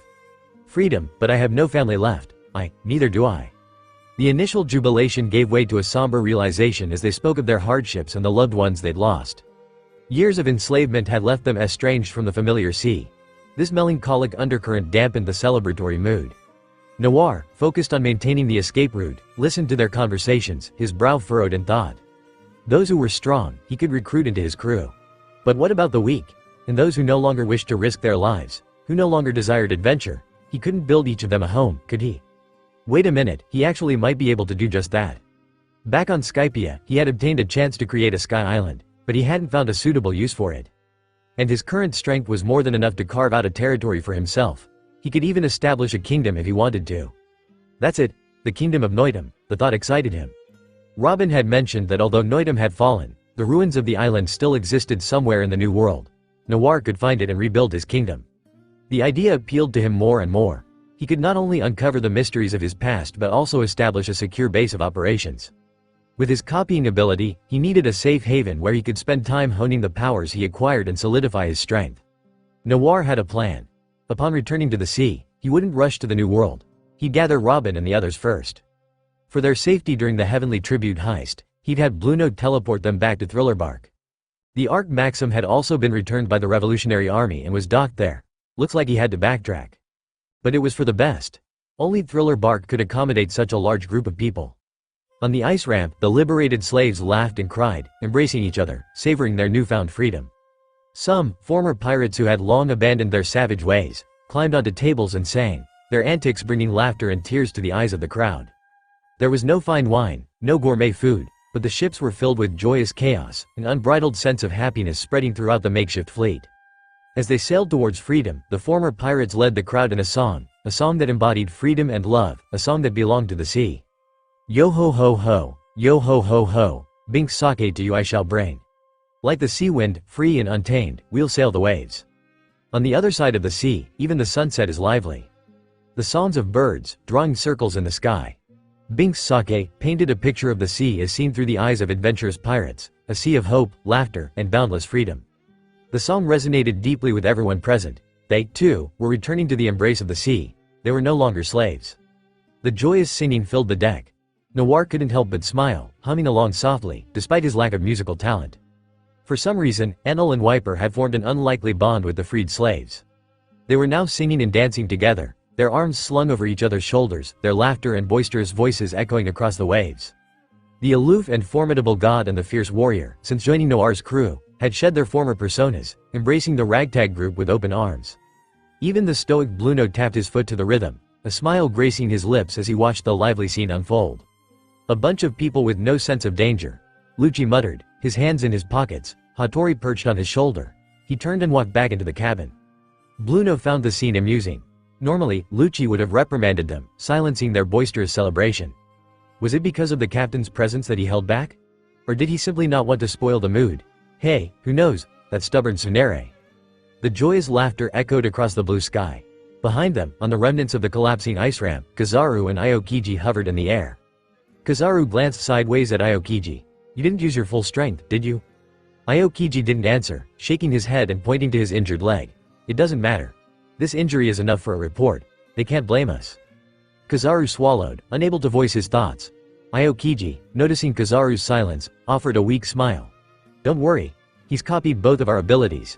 It would be difficult to defeat Noir in a one-on-one fight. Kizaru nodded, letting out a lazy sigh. Kidnapping celestial dragons, it's both a death sentence and a life preserver. Back on the warship, it wasn't just Aokiji's words that had changed Kizaru's mind, he'd realized something. Killing Noir was impossible. Destroying the ship wouldn't work either, because Noir held the lives of several celestial dragons in his hands. If pushed too far, Noir could easily kill them, just as Kizaru could easily kill the slaves. This wasn't over. A furious counterattack from the Marines and the government was inevitable. But if Noir could withstand that pressure and survive, he would become a legend, a force to be reckoned with in the world. Aokiji pondered for a long time before turning to Kizaru. Borsellino, do you think what the Marines uphold is true justice, or simply the will of the government? Which side should I stand with? Kizaru looked at Aokiji with a detached expression. Why choose a side? The world's currents flow as they observe. When the tides begin to shift, the direction will become clear. Aokiji's eyes widened in surprise. It was the first time he'd heard Borsellino talk about such things. But Kizaru's seemingly apathetic words resonated with him. Aokiji smiled. Ambiguous justice, huh? I think you're right. Kizaru shrugged, muttering under his breath, well, that was a lie. 140 Chapter 123 High above, a massive ice ramp, stretching from the towering red line, plunged into the vast ocean. Though cushioned by the warships, the sheer force of their descent as they slid into the sea shattered the vessels. The joyous songs and laughter abruptly ceased, replaced by the sounds of splintering wood and panicked splashes as people were thrown into the water. It was like a downpour of humans. Thankfully, the ice had provided some buffer. Otherwise, they would have been crushed upon impact with the water. The wrath of nature was often far more perilous than any human threat. Exhausted from maintaining the ice path, Noir was caught off guard by the sudden plunge into the ocean. A massive wave slammed him into the seabed. His face emotionless, he covered his mouth. The icy seawater washed away some of the fatigue from overusing his powers, bringing him a sense of clarity. Looks like we escaped Mary Joieuse. How did Fisher Tiger manage to set Mary Joieuse on fire and escape with all those people? Noir's decision to liberate the slaves had been a spur-of-the-moment act, inspired by Wiper's words. Their success was largely due to luck. If any part of the plan had gone wrong, Noir could have been killed by Aokiji or Kizaru. Noir held his breath, kicking upwards towards the surface. Suddenly, a large shadow loomed overhead. He looked up, his forehead breaking out in a cold sweat. A horde of burly figures, resembling drowned corpses, were swimming towards him, their arms flailing wildly, bubbles streaming from their mouths. These men, who saw Noir as their savior, had panicked when they saw him fall into the water. They believed Noir, with his seemingly endless abilities, must be a devil fruit user. And devil fruit users were the most vulnerable in the sea. Submerged in the water, Noir's face contorted in despair. There's no need to be so enthusiastic. I actually know how to swim. But seeing their determined expressions, Noir played along, allowing the well-meaning men to pull him to the surface. Relief washed over their faces. Their savior was safe. He had saved them, and they would protect him at all costs. However, they had once again forgotten something crucial. Deep beneath the waves, 4 genuine devil fruit users, Wiper, Bluno, Enel, and Lucci, clung to each other, sinking into the depths with expressions of utter despair on their faces. After a Herculean effort, they finally managed to pull everyone out of the water. Following Noir's instructions, they hastily repaired one of the less damaged ships and had the Fishman brothers pull it.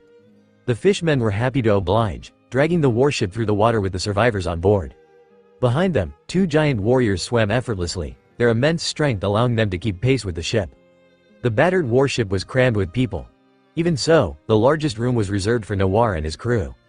Inside the dilapidated room, Wiper pressed on Enel's stomach as the latter, sprawled on the floor like a beached fish, coughed up water like a sputtering fountain. Lucci and Bluno, clearly exhausted, leaned against each other, their eyes closed in a light sleep. Only Noir remained awake, staring intently at the log pose, charting their course. Thriller Bark, being a mobile island, couldn't be found with a regular log pose, but it was his territory now. He could sense the shadows of his zombie creations and determine the direction. Once they reached Thriller Bark, they could finally rest and recuperate. However, after such a major incident, the world government wouldn't let him off easily.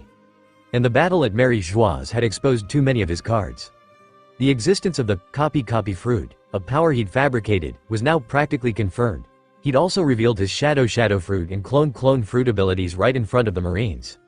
Not to mention, he'd copied the powers of 2 admirals. And the kidnapped celestial dragons. That was a ticking time bomb. Noir, dragging his weary body, walked towards a corner of the room. A mountain of burlap sacks was piled there. He lifted the flap of one sack, revealing a terrified face staring back at him.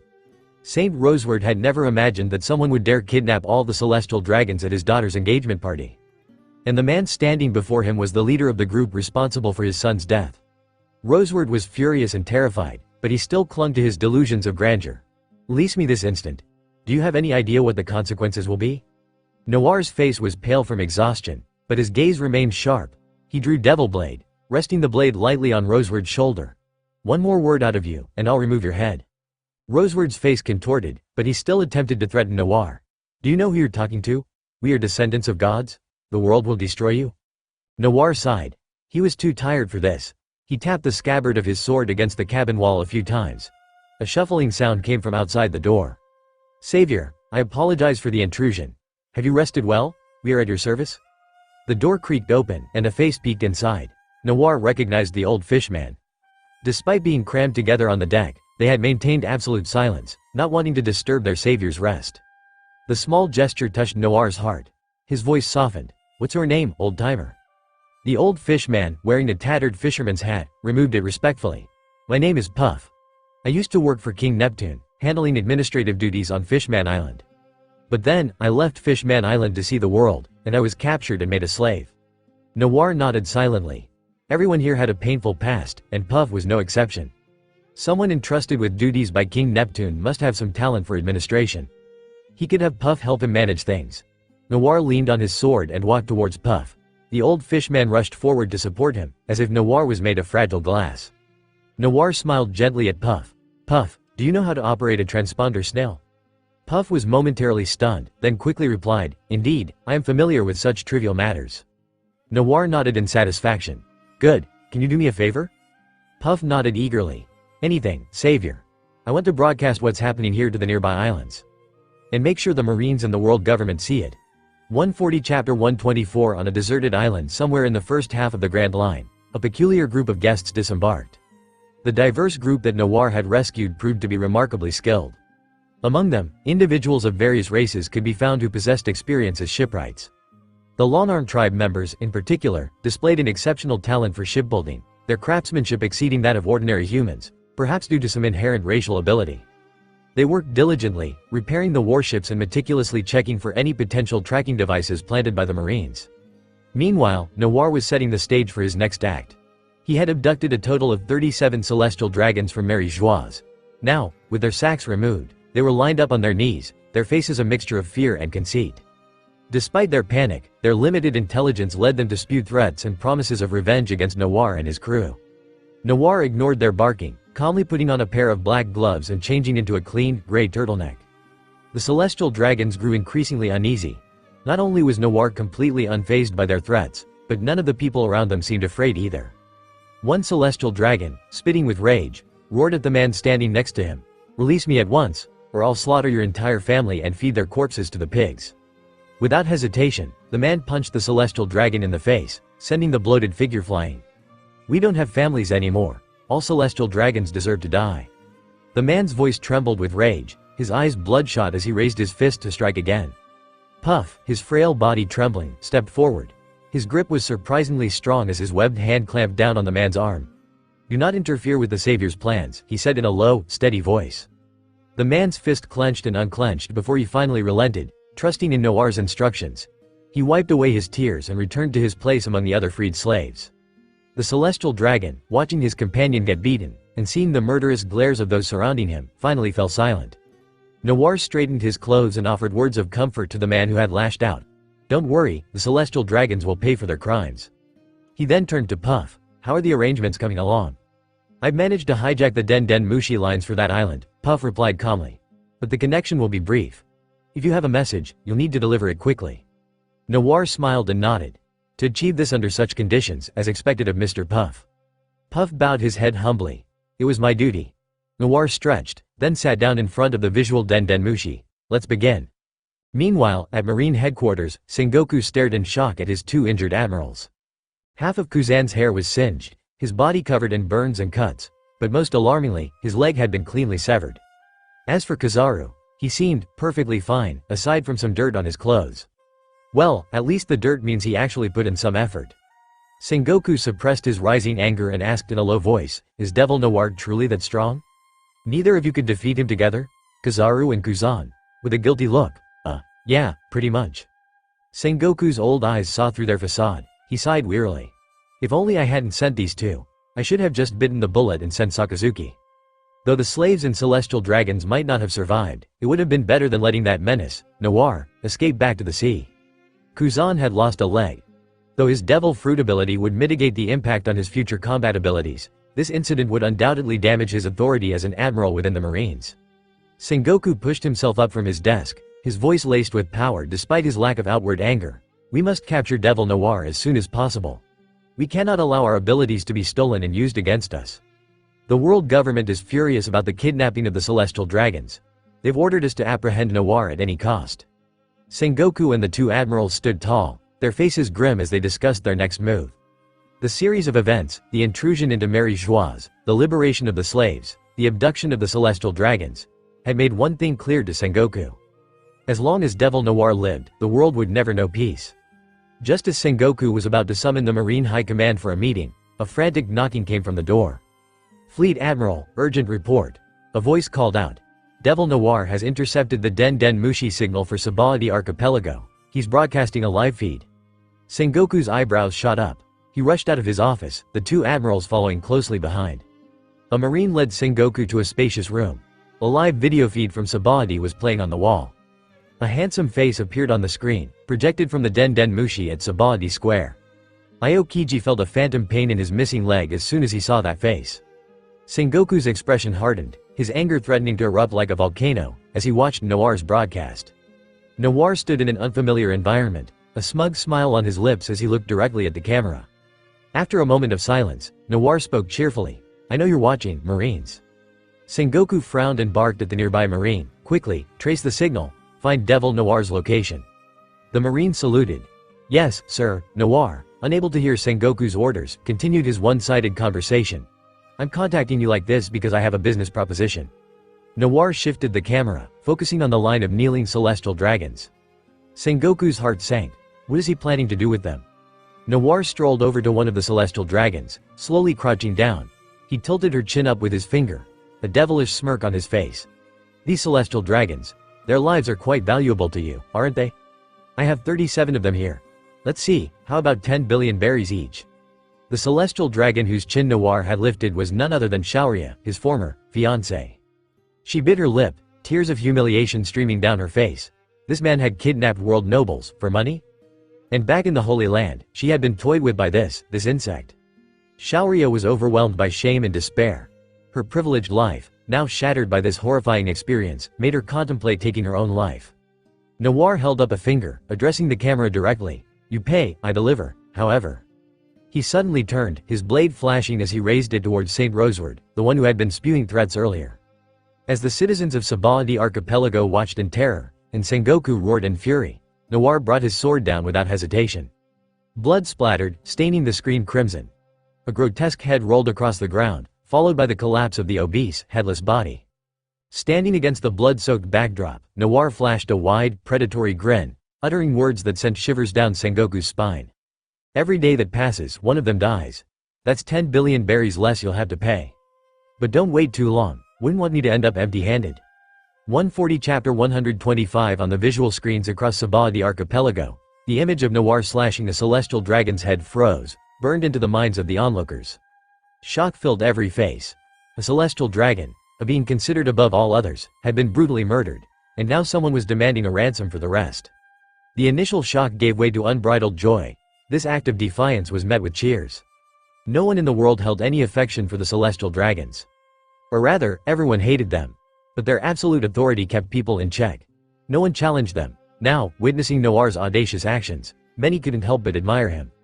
Noir couldn't see the reactions on the visual screens, but he could imagine the Marine's response. He removed his blood-soaked gloves, glancing at the corpse on the ground. "Hang the body, we're leaving." The crew, seeing Noir's ruthless efficiency in executing the celestial dragon and hearing his bold declaration, felt their respect for him deepen. His loyal followers obeyed without question, rolling up their sleeves and getting to work. Shaoria, pinned to the ground by Noir, watched as her father's headless body was strung up on a tree. Tears welled up in her eyes. She thrashed wildly, trying to break free from the ropes, but Noir slapped her back down. As she tried to rise again, he plopped down on her arched back, nearly sending her face first into the dirt. Noir looked at her coldly, a cruel smile twisting his lips. "Do you want to end up like your father?" Shaoria met his icy gaze, then glanced at the mangled corpse, a shiver running down her spine. The simple act of killing her father right before her eyes had silenced her completely. Noir's voice dripped with mockery. "A pampered celestial dragon, used as a chair, her father murdered, don't you want revenge?" Shaoria, struggling to breathe under Noir's weight, could only manage a hateful glare. He shrugged off her look. He'd faced down far more terrifying, hateful glares from far more dangerous enemies. What was a spoiled celestial dragon to him? Ignoring her glare, he patted her back condescendingly, making her tremble. "Until the ransom arrives, you'll be my temporary chair," he said with a satisfied smirk. "I don't mind getting a little dirty." Shaoria's eyes widened in terror. "No," she cried. But her resistance was futile, both physically and verbally. The execution of one celestial dragon had sent a chilling message to the rest, finally silencing these self-proclaimed descendants of God. After a swift regrouping, Noir and his crew departed the island on a modified warship. Not long after they left, several heavily armed marine ships arrived. It was the same familiar man, Kizaru, forced yet again into overtime. He wearily disembarked to assess the situation. He soon found the headless corpse dangling from a tree.